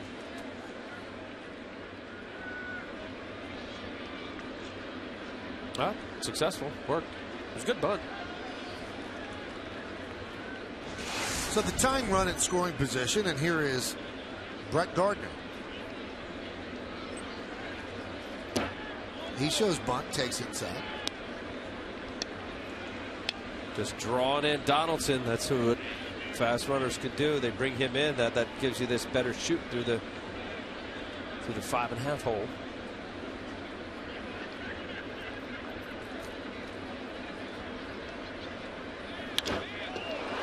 Driven into center field. Cespedes is there. He'll make the play. Tagging is Nix. He just draws the throw. What an arm. Wow. One hopper to Donaldson as Nix stays put smartly. Yeah, Cespedes, an athlete all the way around, is a great runner. Showing off his arm here. One hop to third base. Would have been dead. Now, what do you do here? It's the 5th inning. You're pitching very well. One of the game's best players is up. Ty runs at second. First base is open. You've handled Wells okay. What do you do as a pitcher? If my manager doesn't give me the 4 to walk him, I hate to say this because I had pitching coaches that would say, be careful. I know what Robinson Cano do, especially here at Yankee Stadium. Either put it on my manager to do the intentional walk. Otherwise, you go right at it. No. I'm pitching this entire bat like it's an 0-2 count.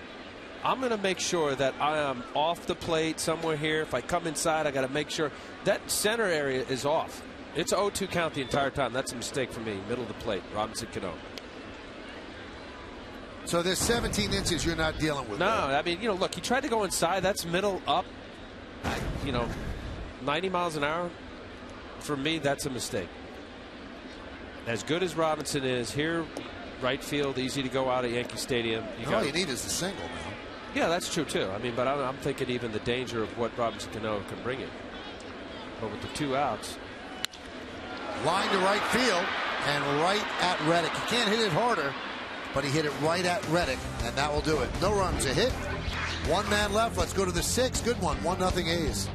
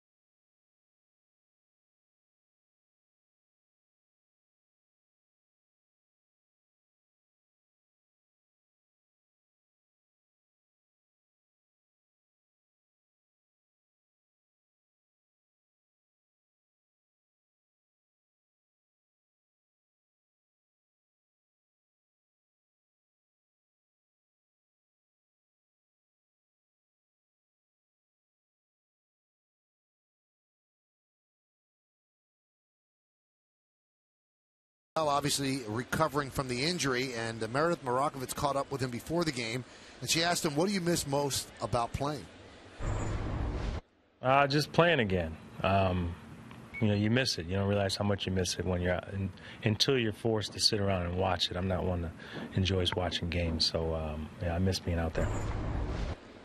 So there you have it. Derek, again, here the entire homestand, and he's told me before, and a lot of athletes have said this, they don't like watching a game when they're not playing. Could you imagine? They could never have been a starting pitcher. That's all I ever did was watch games. Did your mind wander ever in the 4 days that you're not pitching? You think? It's out of my mind.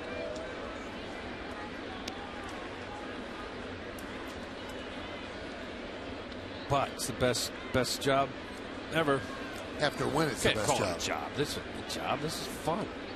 Although when you're playing, you realize the responsibility and, take it seriously. I used to get a kick out of friends who call, well, when you play baseball, have fun. Fun. A lot of pressure. You know what? Of course, they're playing a kid's game, but, at the end of the day, you have to perform. You're getting paid well. A lot of people watching.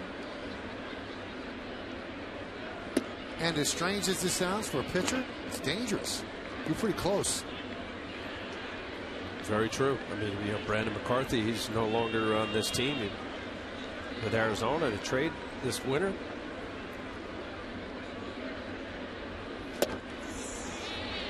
Good change there. You're right, Michael. I mean, with the big, strong guys that swing this bat, you pitch, you're not in always fielding position. You're 54 feet away after a 5 or 6 foot stride.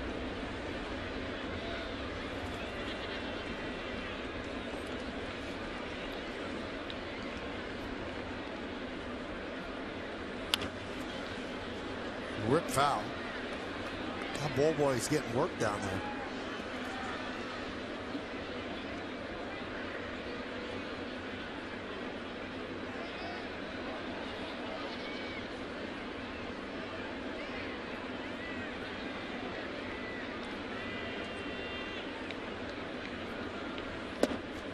Cespedes walks.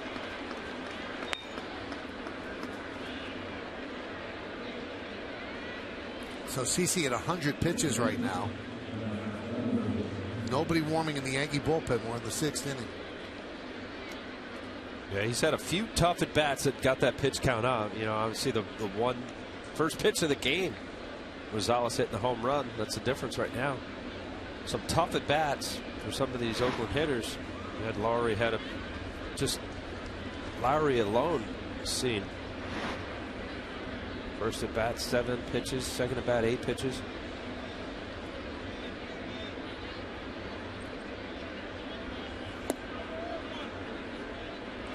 Pitch is low to Donaldson.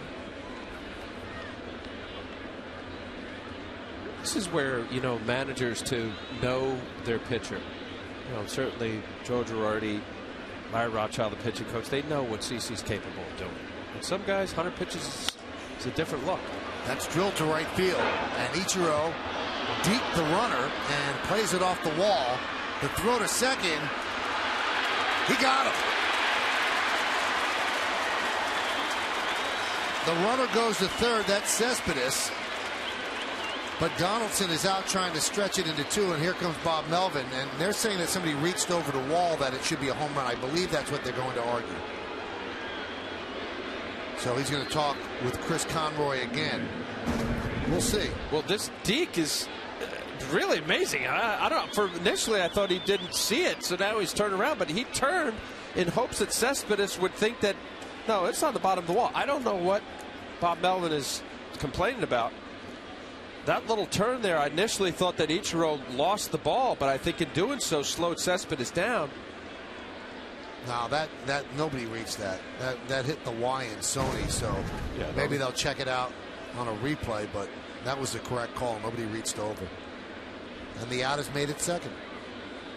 So now they will go and check the replay. A video review. Well, I don't know what they could have been looking at, Michael. That was the bottom part of the wall. No, it wasn't. Was it? No, okay. It was right over the Y in Sony. Oh, yeah, you're right. Okay, my bad. But it wasn't. I mean, they're looking at this guy's arm here, and they're just assuming that he touched the ball. But, you know, you got the white of the Sony sign, and he's got a gray shirt. But the umpires are going to come out and say, no, he was well, made the right call. That was a late tag. They probably should be arguing that rather than. You know, initially I thought that that's what he was arguing.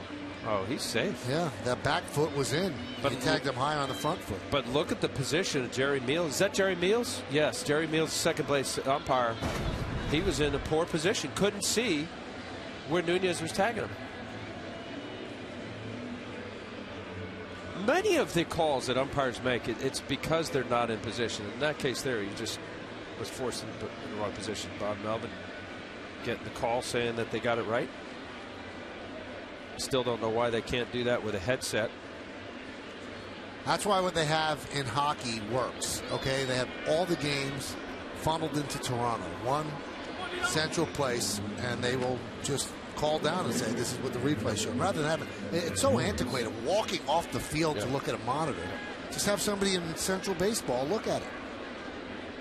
So the infield is in for the Yankees, and here's Derek Norris with a runner on third and one out. A's lead 1-0. Pitch is high.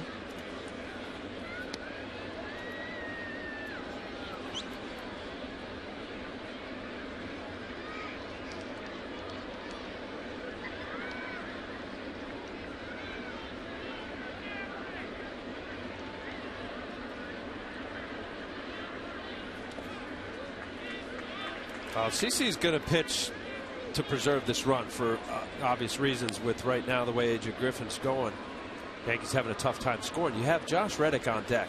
Hasn't had a hit at Yankee Stadium. Is struggling big time. Potentially set up a double play ball. This will tell me, you know, how he's feeling about going after Derek Norris right here in a 2-0 count. My fastball 3-0 after the 1-0 slider he threw.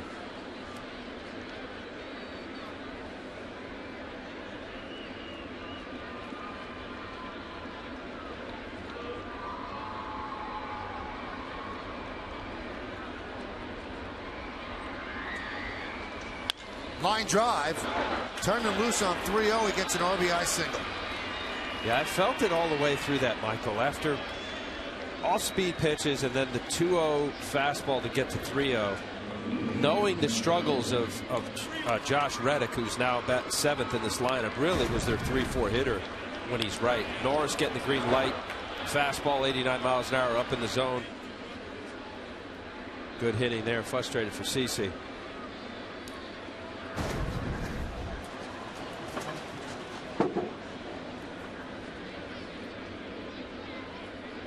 Here's Reddick with a runner on first and one out. 0-1. Reddick is 0 for 2 tonight. A fly ball to left and a ground ball to second.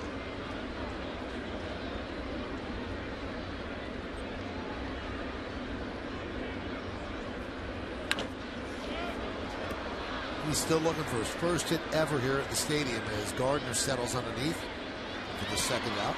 Now 1 for 19 now, Michael, in his last 6 games. That one hit was a single. I believe lifetime he's 0 for 30 in the Bronx.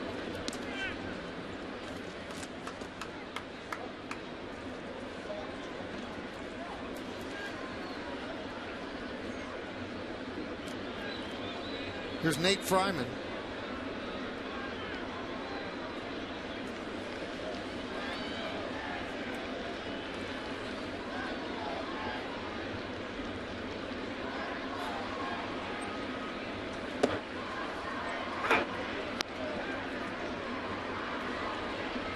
Oh, and 1.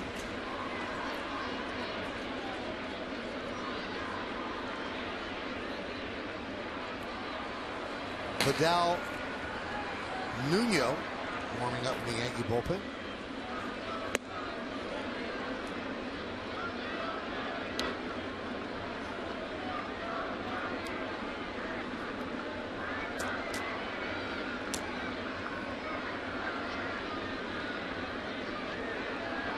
2-0 A's. We're in the top of the 6th.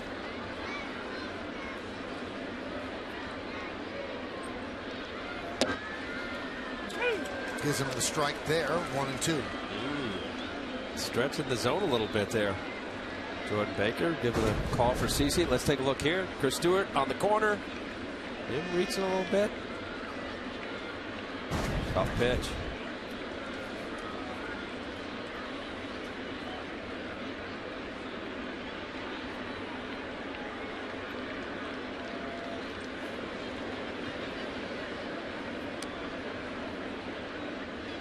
His big right-hander, Nate Fryman. Double-A last year, San Antonio, 24 home runs, 105 RBIs, was picked up off of waivers, Rule 5, as a minor league player, put on a big league roster for the Astros. And then the A's picked him up. Gets away from Stewart. And Norris moves up.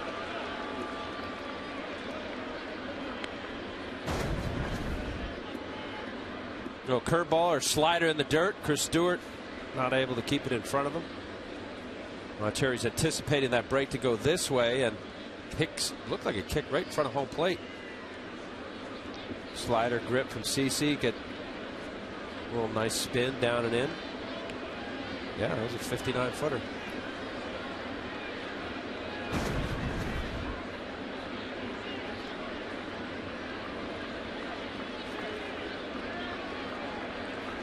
The 2-2.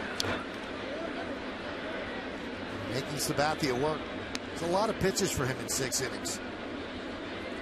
You see that pitch count on CC, he's usually getting a final out of the 8th inning.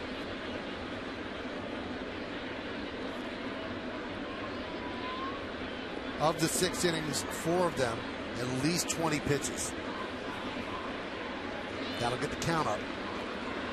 And the A's work the count. They work walks. That's what they do. The 2-2. There's a base hit to right field. Charging is Ichiro. He fields. He's coming up throwing. Here's Norris, and they hold him up.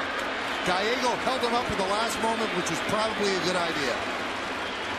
Yeah, I was watching Gallego at third base. Matt Gallego played with the Yankees. It was kind of a half-hearted hold-up. If you watch here, Norris, big catcher, that ball was roped. Got to Ichiro quickly. Ichiro still strong enough arm. I also think he would have been out at third. Watch here, Gallego, kind of a half little medium hold-up, go. It's a good move.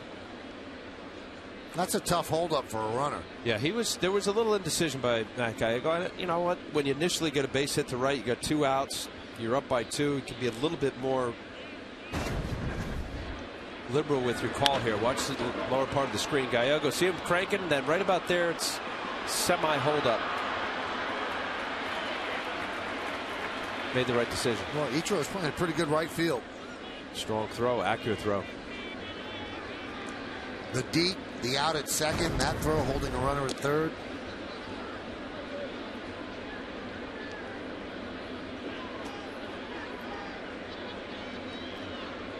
There's Luke Montz.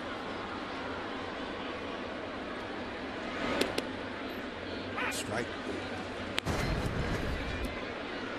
Ichiro, all those years, double clutch there a little bit, because that was a hard hit ball. It was basically a 2-hopper to him. Getting on top, strong throw. Nice shot there.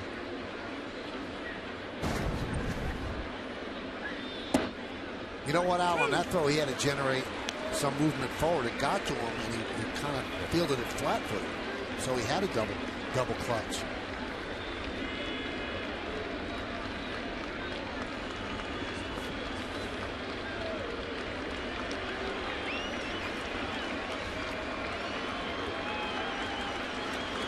The 0-2. This copyrighted telecast presented by authority of the New York Yankees. It may not be reproduced or transmitted or retransmitted in any form, and the accounts and descriptions of this game may not be disseminated without the express written consent of the New York Yankees.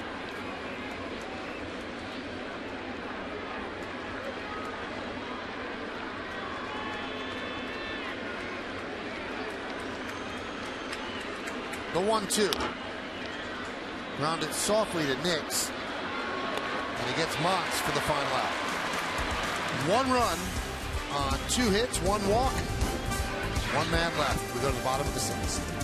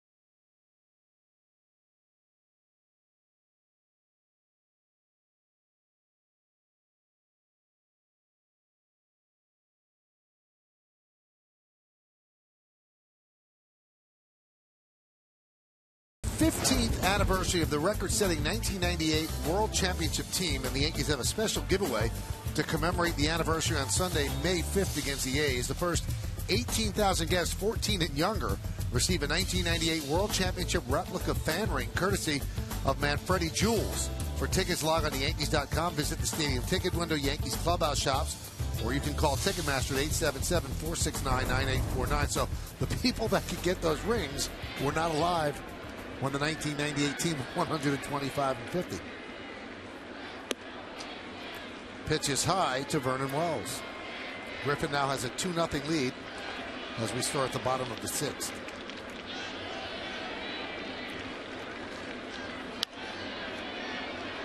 Fouled away. That's a night at the ballpark. Mm-hmm. Ice cream, a lot of it on your face.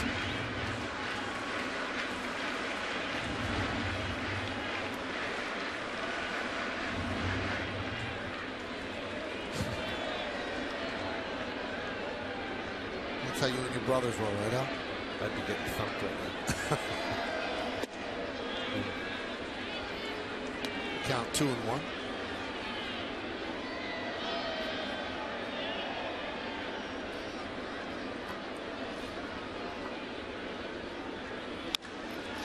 Oh, is that hit hard to Donaldson. Fields it to the side and gets Wells for the first out. What a bullet. Well, that's the no rhyme or reason in this game sometimes. Josh Donaldson getting to the side. Hot smash. One hop right to him. Puts himself in position. You're right. Vernon Wells, what do? You try to hit the ball as hard as you can. Just right at your third baseman. That's a nice play by Josh Donaldson. The hot corner. The reason why they say it. There's a hot smash right there.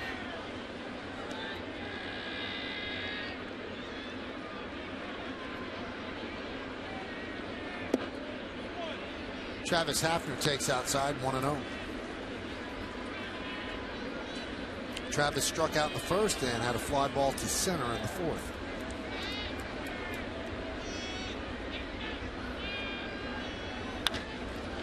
High fly ball, right field.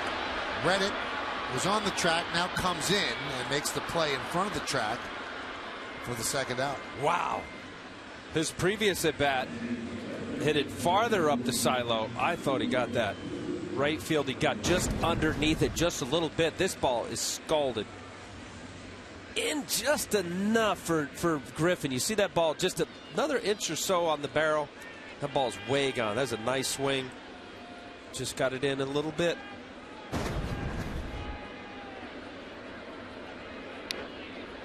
Bunted foul.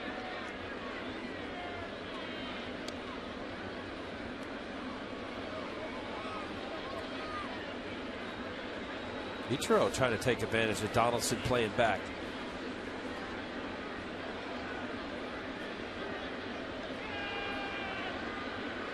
The 0-1. Check this out, Al. When he hits the ball, all 4 guys in the dugout crane their necks the same way.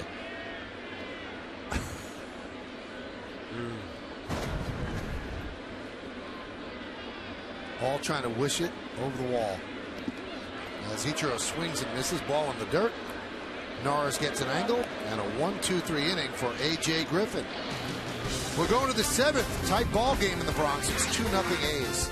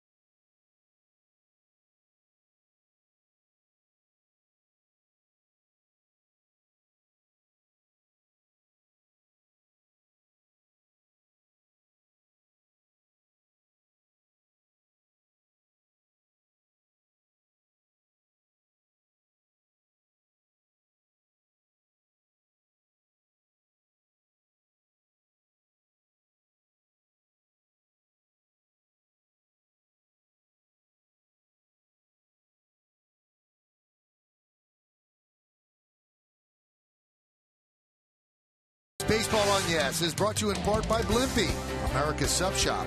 By PNC, see your business's cash flow like never before with PNC Cash Flow Insight. And by Just for Men. Just for Men Auto Stop is foolproof. Gray is over. A high pitch count gets CC Sabathia as Joe Girardi has to make the call to the bullpen. Brought to you by AT NYA. And that call brings in the right-hander Adam Warren. Adam Warren up from Scranton, 4 games. Been used sparingly. Cadillac scoreboard. It's 2-0 A's. A run in the 1st, a run in the 6th.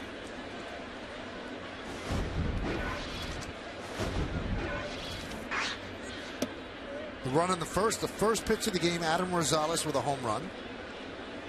And then an RBI single by Derek Norris scored Cespedes in the 6th. That's it. That's all they did against CC. But the Yankee offense has been shut down. 1-2. We told you earlier, if you just joined us, Yankee bullpen a bit compromised. Job is now on the DL with an oblique issue. David Robertson tweaked his hammy on the final pitch of the game that he threw on Wednesday. Fly ball right field. But David is not on the DL, but he'll probably not pitch in any of these 3 games against the A's. So the Yankees have to mix and match for these 3 innings. Tomorrow's game, the starting pitcher, is brought to you by Verizon Fios Quantum Internet, technology that makes you feel superhuman. That's powerful. Bart Colon, 3-0, 3.38. Still dealing. Phil Hughes looking for his first win. Our coverage will begin at noon right here on Yes with the BP Show. 12:30 is our pregame, and right around 107 would be first pitch. Seth Smith takes a breaking ball strike.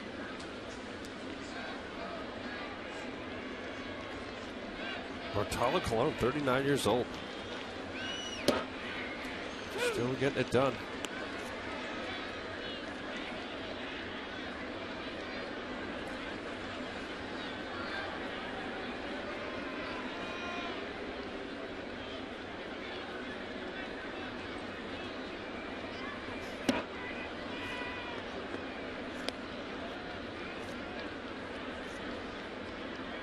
Adam Warren down in Scranton last year, 152 innings, 26 starts. Swing and a miss. Smith down on strikes. Nice changeup. Couple fastballs in the low 93, 94 range. What's the bottom drop out of this? A good changeup. Nice pitch.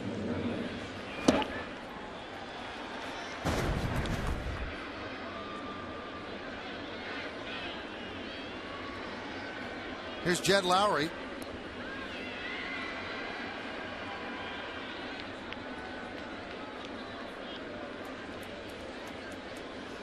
You know, all of these injuries, Al, are opportunities for somebody else. I mean, Adam Warren pitches well in what's a tight ball game in the 7th inning. All of a sudden, he opens the eyes of the Yankees and go, maybe we can use him differently. Well, there's no doubt. There's a pecking order in the bullpen. That one is lined to right field.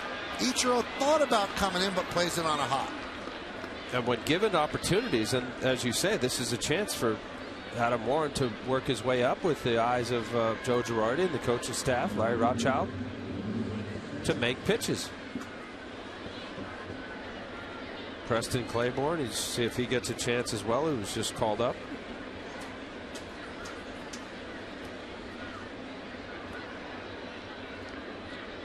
Here's Cespedes. Walked in the first, struck out in the third, walked and scored in the sixth.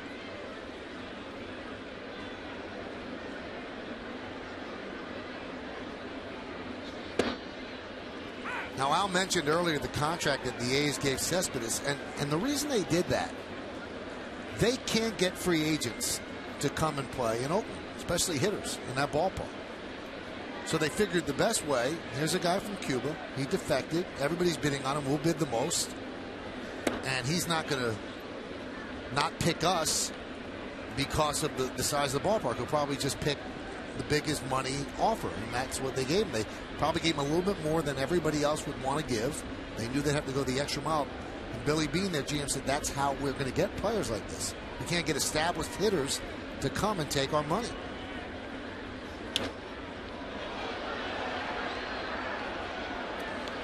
Well, I'm sure. Look, Billy Beane was named Executive of the Year, and I think much of that was the success of what Cespedes was able to do last year. The reality is that it's a market that can't sustain high payroll. And they're in a situation now where the ownership there is trying to move down the road to San Jose or Fremont because of stadium issues. So the revenue's not there. But they have, Al, tried to spend money, and people don't take it. Now, they can't dabble in the Josh Hamilton free agency, like 25 a year, or Albert Pujols, but they were trying to sign guys for $10, $12 million a year to come, and they couldn't. If you get offered similar money somewhere else, you're going to go to a ballpark that's friendlier to a hitter. The 2-2.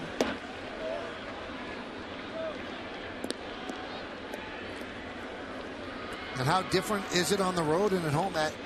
At home, they hit 234 with 11 home runs, the A's. On the road, 282, 17 home runs.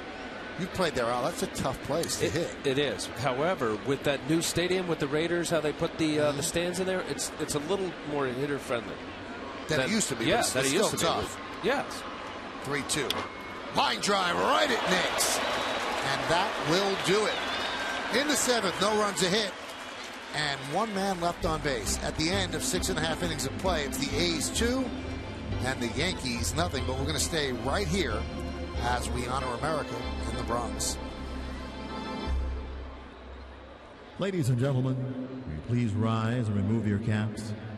And please direct your attention to the area behind home plate and welcome two honored guests of the New York Yankees.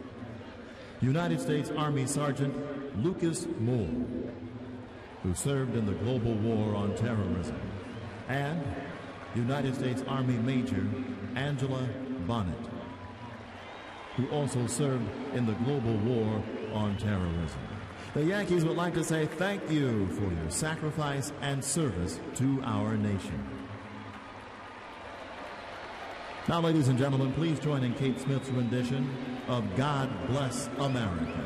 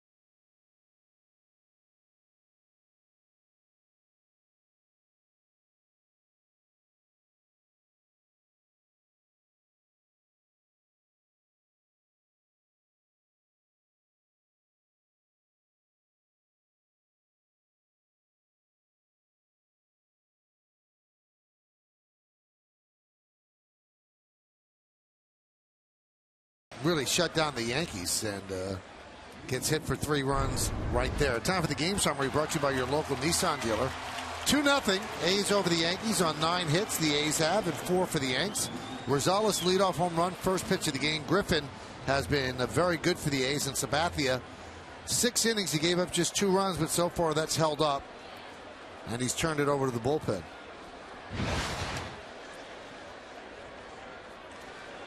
Cadillac scoreboard 2-0. The breaking ball to Nunez is high, 1-0. Well, that's the pitch right there, Michael. When you get a guy with a fastball curveball combination, if his curveball is up and starts rolling, that's when guys start liking it. It's a good ball game so far. AJ Griffin, low pitch count, 78 pitches. The Yankees haven't been able to figure that fastball curveball, big slow curveball. Driven out to right center, Cespedes makes the play. 1 out.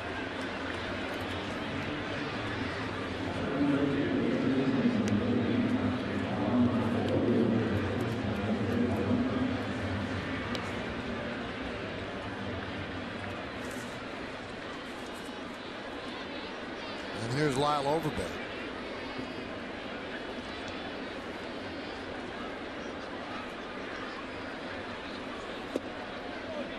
Count 1-0. Pretty good bullpen the Oakland A's have.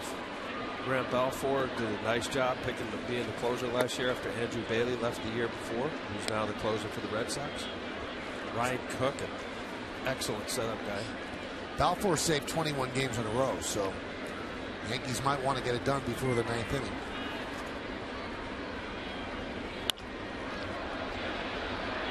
Fly ball, center field. Cespedes took a step back, comes in to make the play, 2 outs.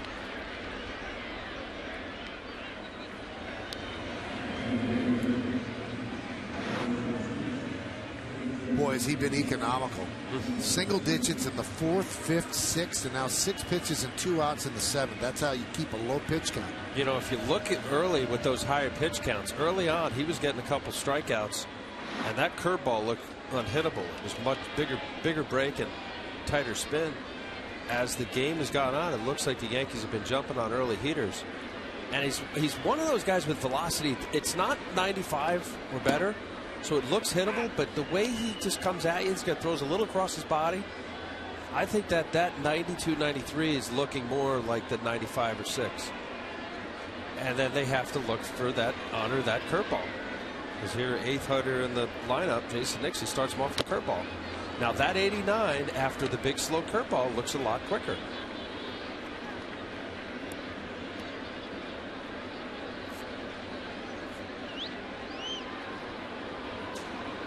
The effectiveness of, and you're seeing more major league pitchers being more fastball slider or sinker slider. Slider's an easier pitch to get called strikes.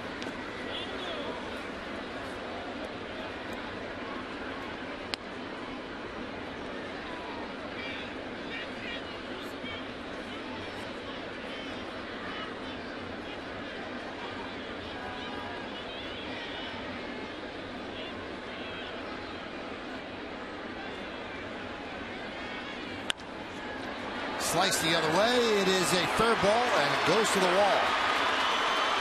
Reddick bobbles the carom, so that'll allow Nix to get into second without a throw.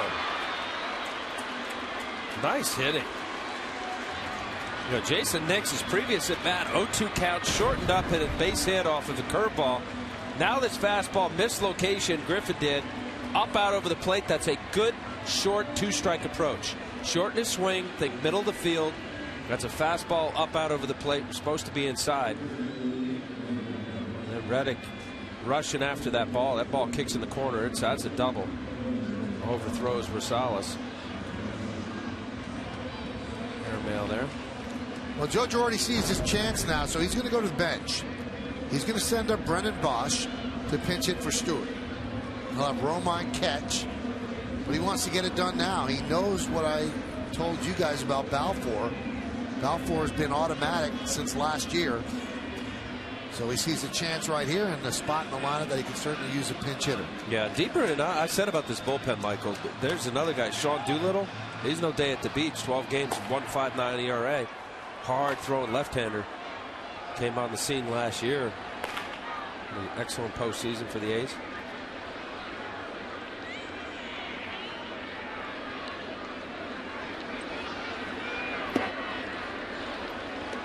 Count 1-0.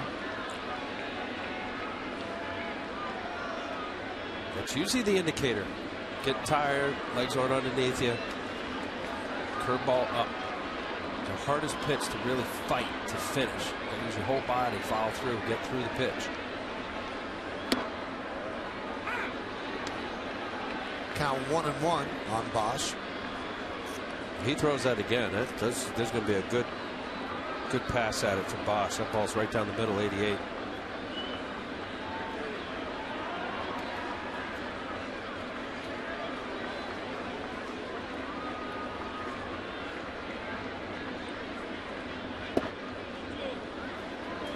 Count 2-1. See how they're just rolling now? Earlier in the game, just more of a bite to it. That's the indicator. And it's less about a number, the pitch count, 89, 99, 79. Whatever the pitch is, you can see with your own eyeballs as to what the reaction is of the pitch.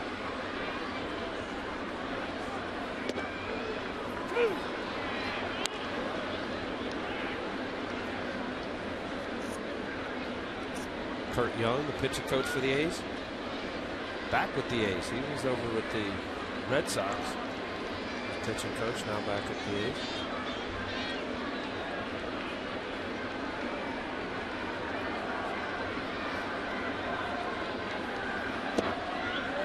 And the count goes full.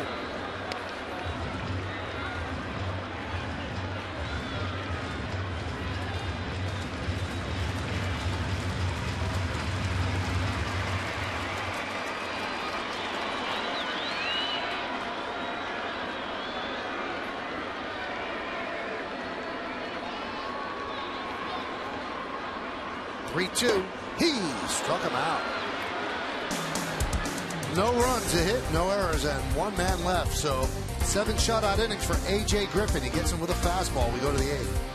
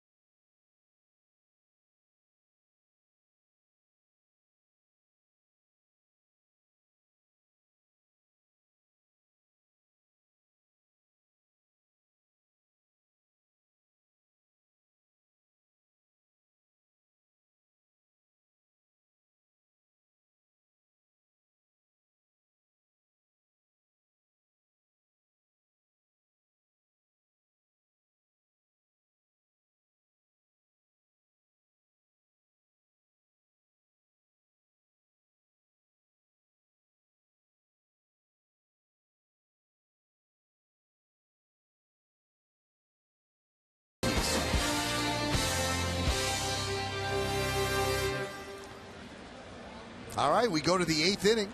Adam Warren in his 2nd inning of relief. And on the Hyundai scoreboard, it's 2-0 A's.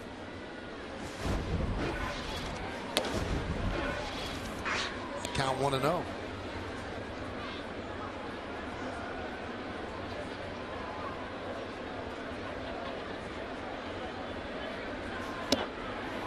Two and 0.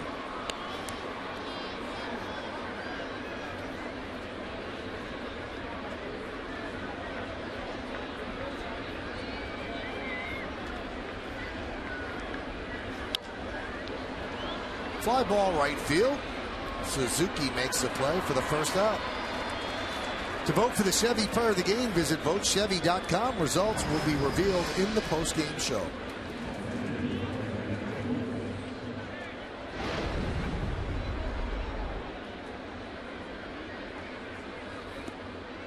Here's Derek Norris.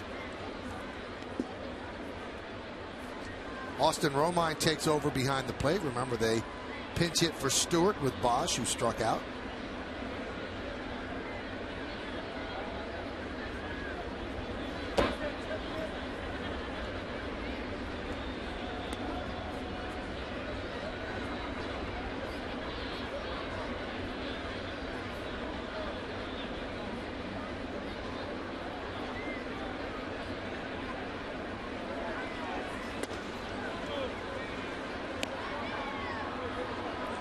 Norris struck out looking, and the second struck out swinging in the 4th, and then had an RBI single to left field in the 6th. That made it 2-0. That's where we are right now.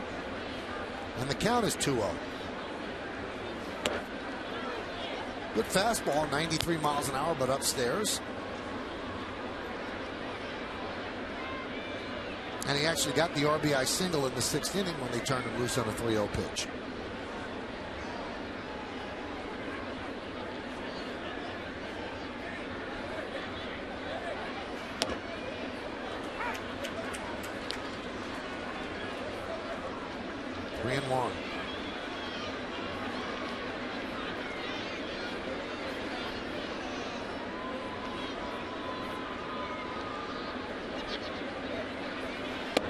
And he walked him. Curveball there. So slider actually from Adam Warren. You get to a 3-1 count. Safe pitch. Usually fastball down the way.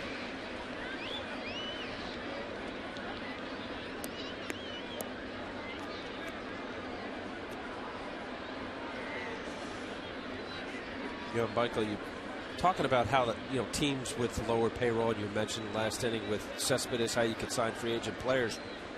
The players that you have that develop, when they eventually start making money, you got to make the trades to get back players. If you look at this team, the way it's really been put together the last couple of years, Andrew Bailey is going to get a big contract. Got traded to the Red Sox. Trevor Cahill, front end pitcher, traded to the D-backs, and then Gio Gonzalez, which was the big one. He ended up winning 20 plus, going to the D-backs or to the Nationals. And what do they get back? They get 2 starting pitchers, a starting catcher, right fielder, second baseman, a setup guy. So they turn their roster over, but they turn it over and get good players back. So their scouting must be extraordinary. Good scouting, good development.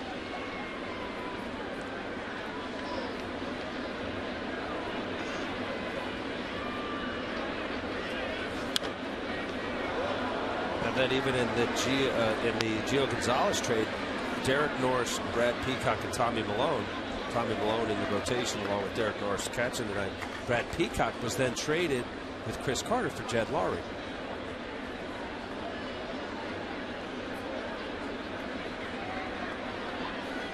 The creative ways for mid-market teams to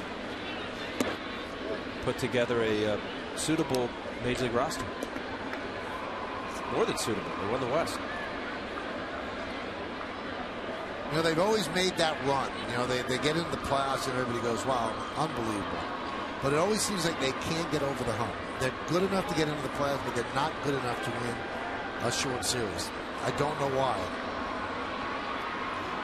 Because if you think about it, baseball season is the true barometer of what teams should make the playoffs. Now, with expanded playoffs, some teams that get in wouldn't have gotten in 10, 15 years ago with lesser records. But you win the division, you've done a good job, but they don't seem to be able to get that one piece that can get them over the hump. 3-2. Runner was going, the ball fouled out. If you think about what they were able to do last year with really just characters, I mean, what was this, the dance that Coco Chris was doing with Bernie or something? You know, the craziness of that. That was a really home field advantage. Right. It was a Bernie. Remember they were doing that little dance thing? Don't know what you're talking about. All right, New York centric. Sorry. But just characters. And if you think of it. Pitches inside. The young pitchers that were given an opportunity that really stepped up. I mentioned Tommy Malone. Jared Parker last year was much better. It's not the same this year. Eventually, when they brought up Brett Anderson, who's hurt now with an ankle injury, he really stepped up. You know, there was kind of the lesser name, inexperienced, first-year players that really emerged. So are you leaning on talented young players? That's what they were doing. Yeah, I'm a little upset with you, if I can be honest. Why? You bring something up, you don't know what it is. I say I don't know what it is, and then you derisively say New York centric. You don't know what it is either. Yeah, it's a dance. Okay, but you don't know what it is. You said, well, what is it? I said, I don't know. It was the Bernie. The Bernie. What is the Bernie? Where they all do this dance thing. These fans were nuts about it. Must have missed that. Where they put their hands behind the back and do this. No. Help me to see if somebody tweets you on that. I don't read tweets during the game. Brendan Moss is going to pinch hit for Nate Fryman.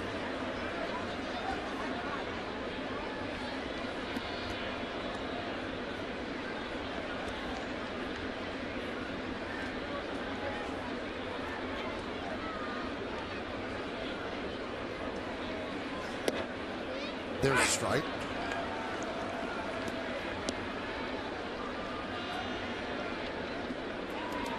Ground ball pitch from the right-handed pitcher, left-handed hitter.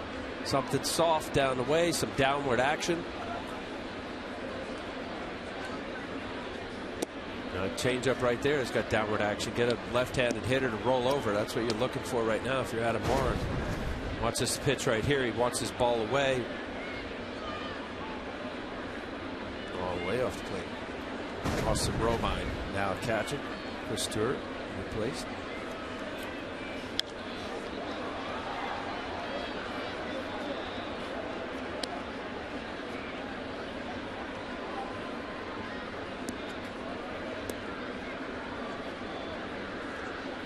Our producer, Bill Boland, just explained that the Bernie dance that you're talking about is based on the character from Weekend at Bernie's, right?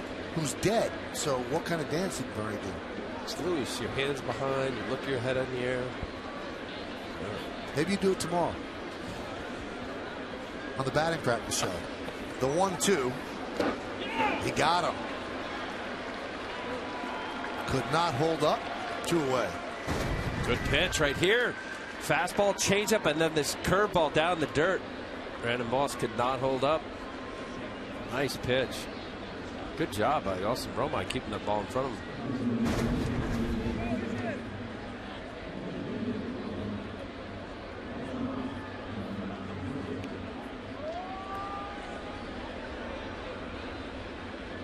Looks like we're going to have another pinch hitter. It's John Jaso pinch hitting for Luke Mons.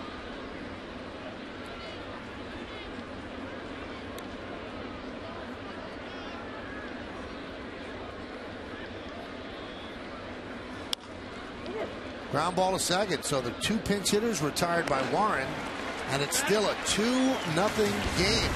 We go to the bottom of the 8th, top of the Yankee order coming up.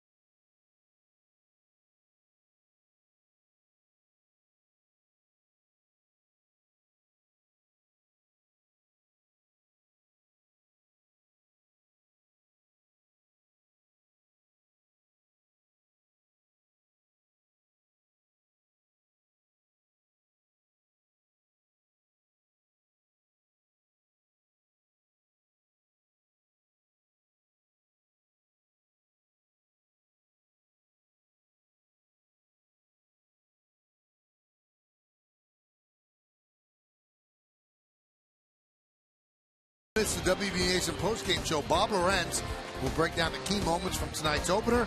Plus, Meredith Morakovitz is in the clubhouse with the team's reaction. And you'll also get Joe Girardi's manager's report.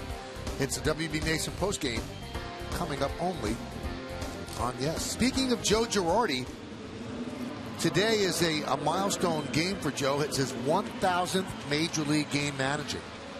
And he's got a pretty impressive record. 574 and 425. That's a 575 winning percentage. And in 6 seasons with the Yankees, 496 and 341, which is close to a 60% winning percentage. And after tonight's game, win or lose, he will have the best winning percentage among all skippers with at least 1,000 games managed since Earl Weaver had a 583 mark over 17-year managerial career.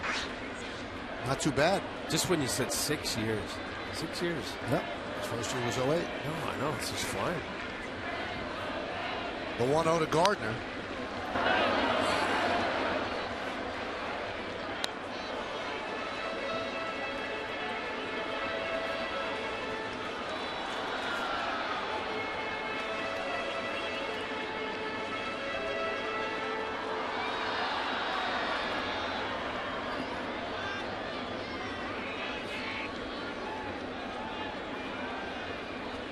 The 1-1.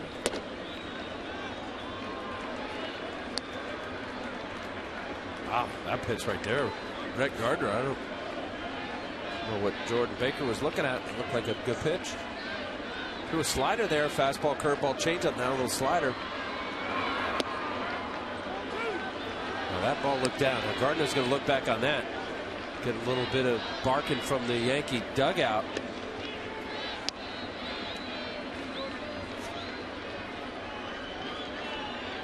Hitters and pitchers, all you hope the home plate umpire, the plate doesn't move. Be consistent.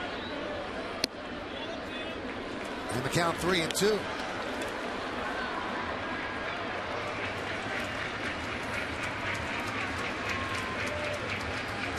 Cano's on deck. Could be the last batter for Griffin. Griffin fields, fires, not in time. He beat it out.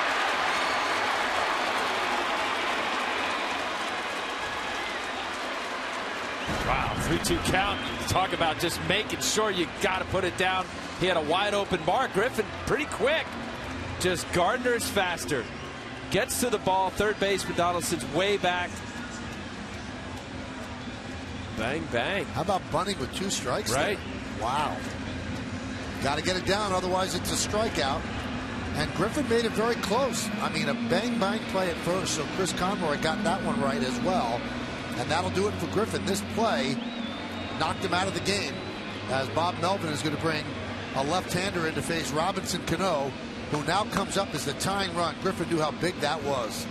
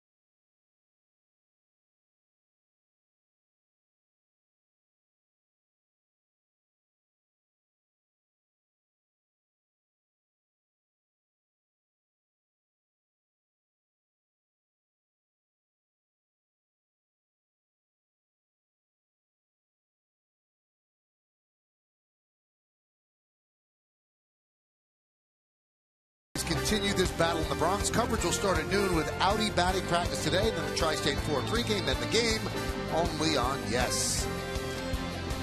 So A.J. Griffin now becomes a spectator, as the A's had to love what he gave them. 7+ innings, 6 hits, has not yet allowed a runner at first. His responsibility. He can only win the game. He can't lose it.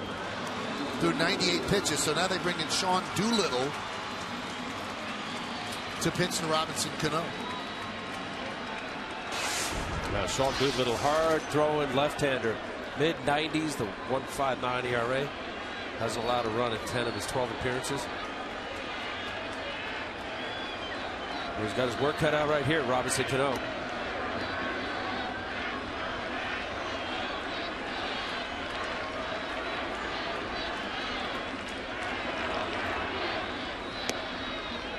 There's a strike at 93 miles an hour.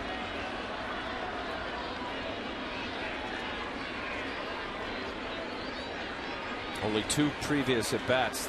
Doolittle's faced Robinson, 0 for 2.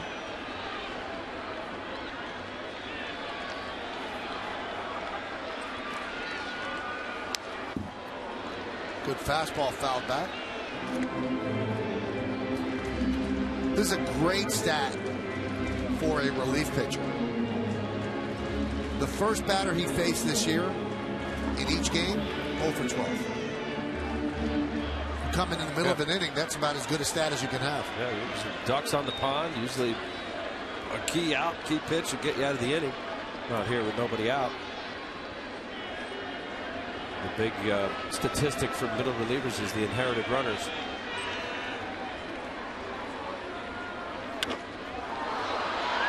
Driven to left field. Smith is there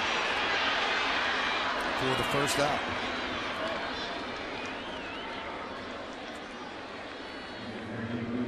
And that brings up Vernon Wells. Hanging slider. I know it's 0-2 count, but Robbie's thinking middle of the field there. Peeled off of just enough, and that's where Doolittle, he's got enough velocity. Watch his pitch. Middle up. Not good location. Robinson knows it. Peeled off. Fly ball to left. Vernon Wells tonight is 0 for 3. Strikeout, pop to first, and a ground ball to third. The ground ball to third, that doesn't sound as impressive as it was. It was a scalded hot shot to third that Donaldson played to the side and threw him out at first.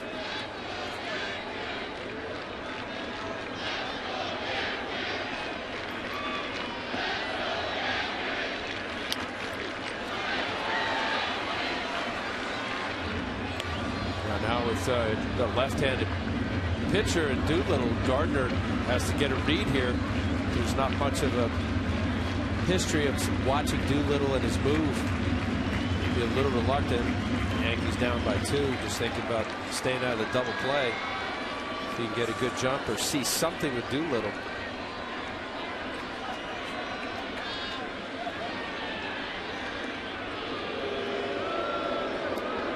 Derek Norris, 9 base stealing attempts, 8 were successful. Not a good ratio.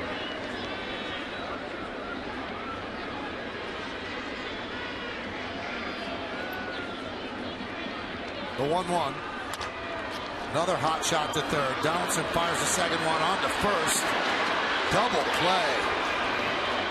Turned beautifully and around the horn, 5-4-3. As Wells hit it down the line, Donaldson fields a strong throw to second, and the pivot over to first ends the inning.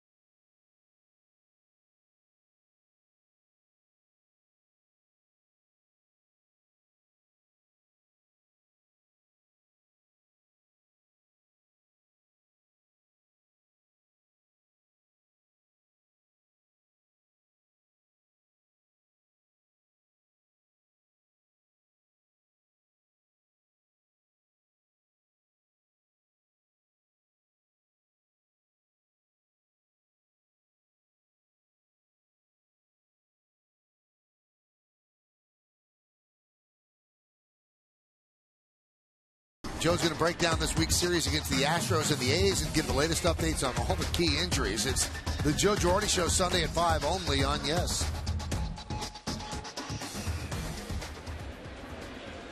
Adam Warren out for his third inning of work. He'll face the top of the A's order, and Rosales takes a breaking ball for a strike.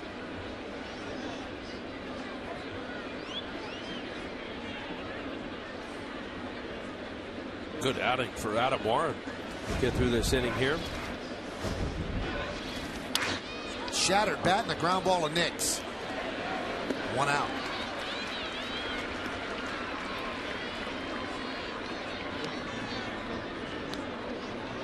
That is some catching in on the hands. Good movement.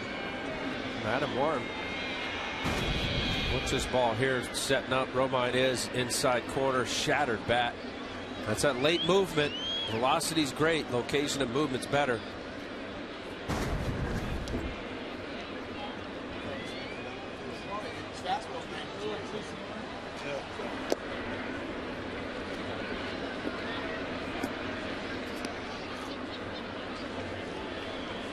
Smith, 3 strikeouts today. So he's got the hat trick. Staying away from the golden sombrero. What's 5? Is there a platinum sombrero? Is it? Is there a name for it? I just made it up.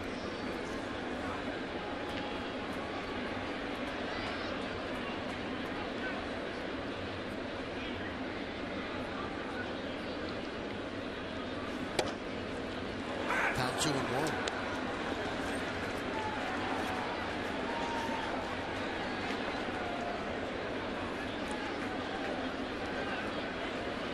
Grant Balfour will come in to try and close it out. Talking about high energy guy. Grant Balfour, Australian. Birds as their closer. Look very good.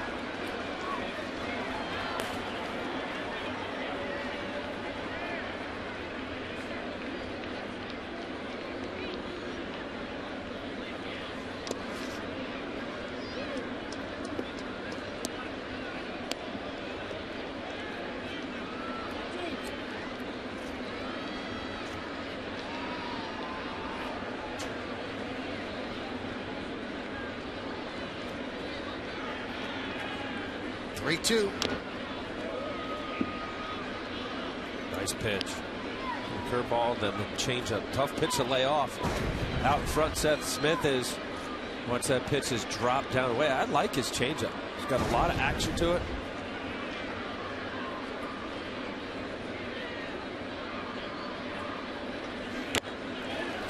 Fastball's got some life to it as well, as Smith now with 4 strikeouts on the night.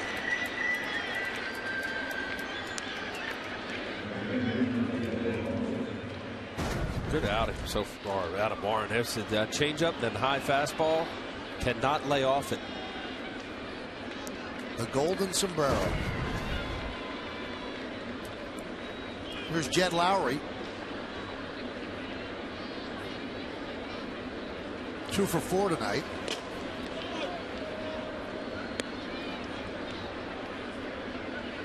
One 1-0.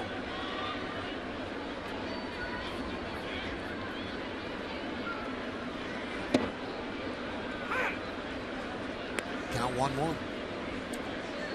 If you want to look ahead to the bottom of the 9th inning for the Yankees, why not? Hafner, Suzuki, and Nunez.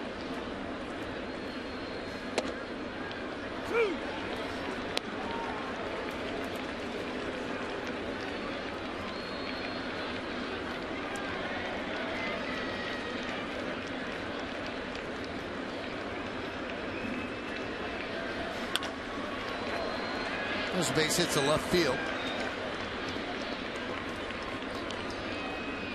Now this makes perfect sense, Al. You said what's 5 strikeouts? A friend of mine just texted me. It's also called the Olympic ring. Is it? No. Yeah. Yeah, but come on. It's a platinum sombrero. We can make stuff up. Isn't somebody had to have struck out 5 times? Of course. Right.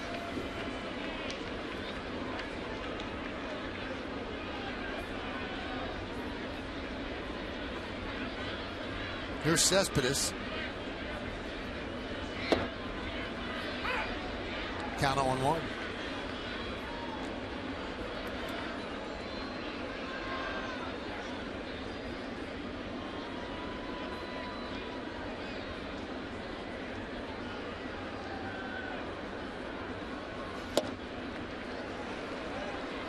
Now 0-2. Nice pitch.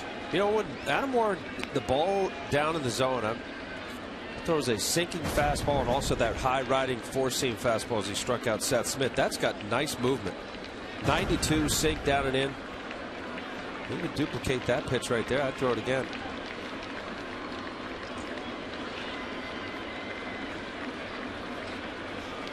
Nope. A little curveball.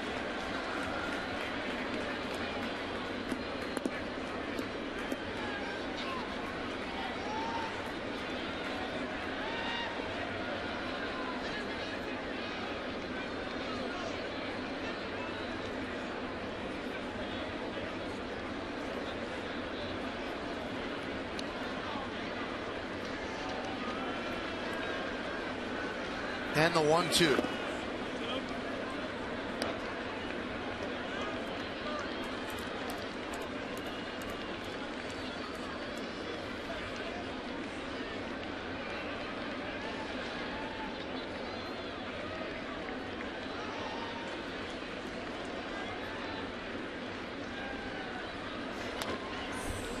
In our studio, Jeff Quagliata has texted me that it is called the Platinum Fez.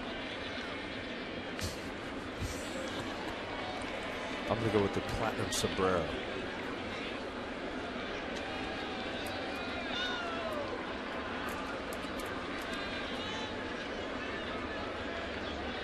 Jeff's our information guy, so you don't trust him.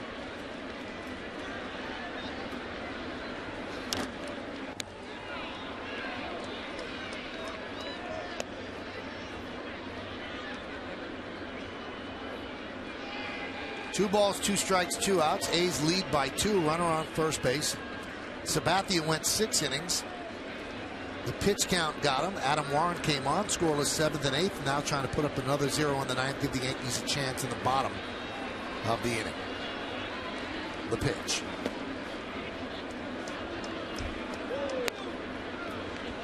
Three and 2. Yeah, tough at bat right here. The most dangerous hitter that the A's have in this lineup, Cespedes. Adam Warren right now, don't give in.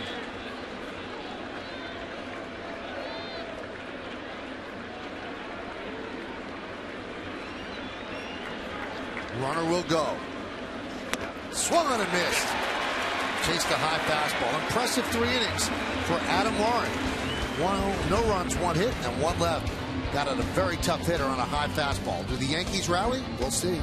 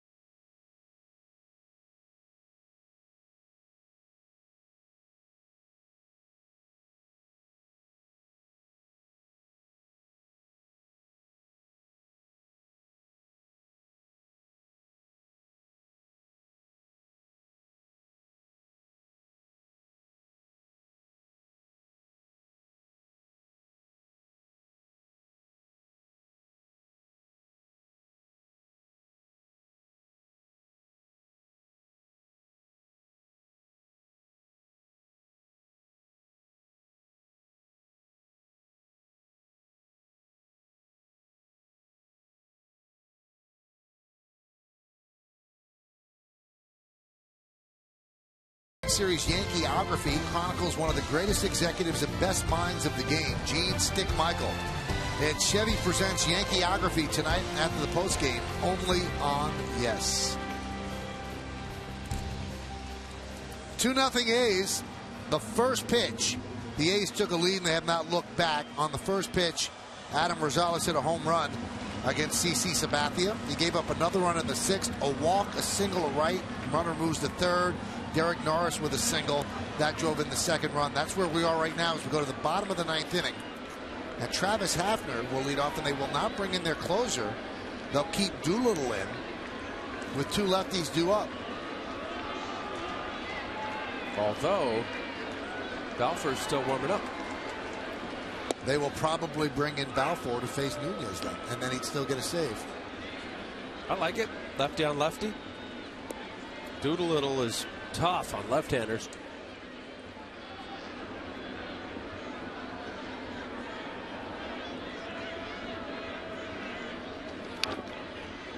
Count 0-2.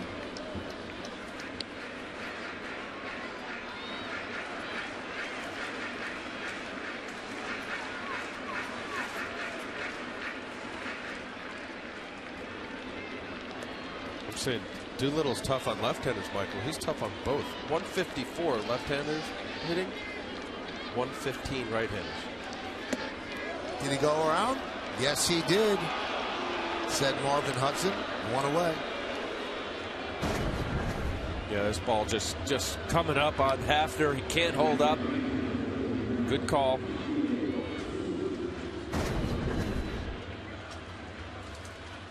Rough day for Hafner with 3 strikeouts. Check that, 2 strikeouts, 0 for 4 overall. And here's Ichiro Suzuki. Has one of the Yankees' 6 hits. He's 1 for 3.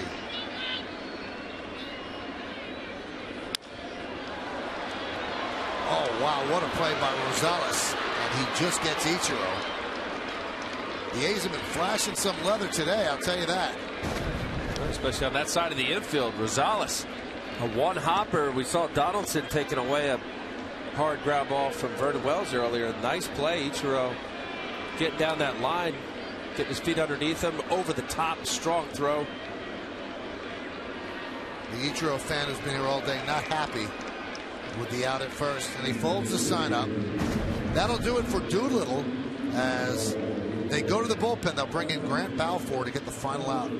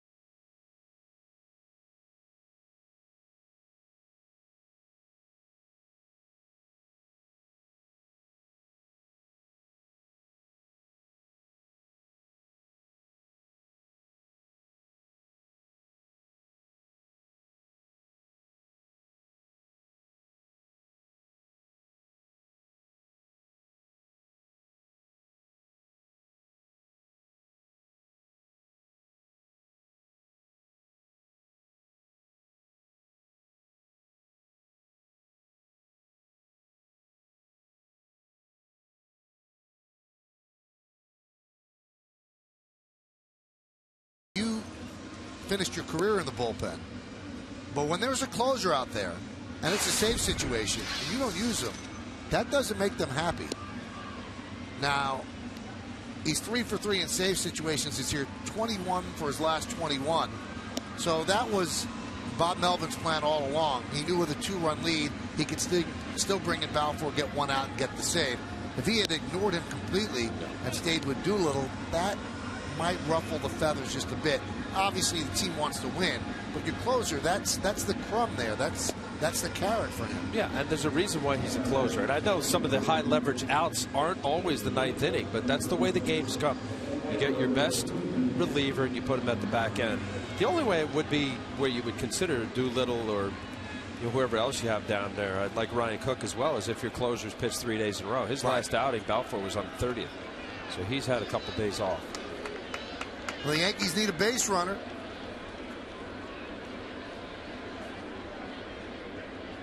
And also, Melvin knew that Hafner and Ichiro had combined against Balfour for 7 for 16. There you go. What's that, Bell? Was 500 batting average.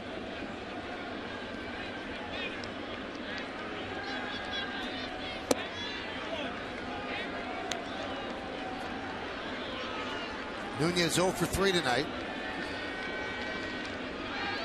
First game of the 3-game set. Yankees against the A's. It's 2-0. A's lead with 2 outs in the bottom of the 9th.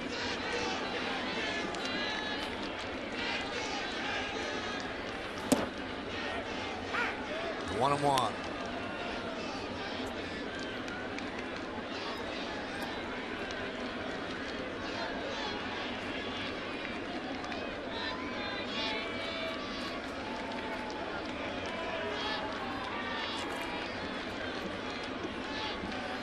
Swing and a miss.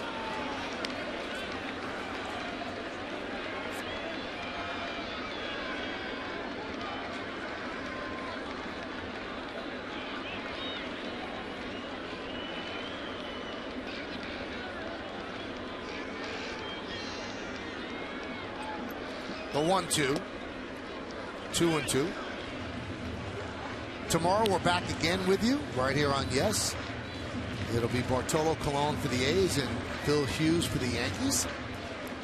It all starts at noon with the batting practice show. 12:30 is the pregame, and 1:07 will be first pitch.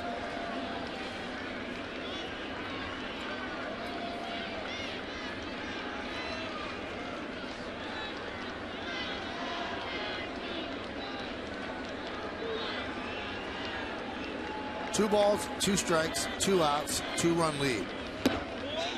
Held up. And now the count is full. Keep fighting here. Few sliders in a row from Balfour. He held up. Yes.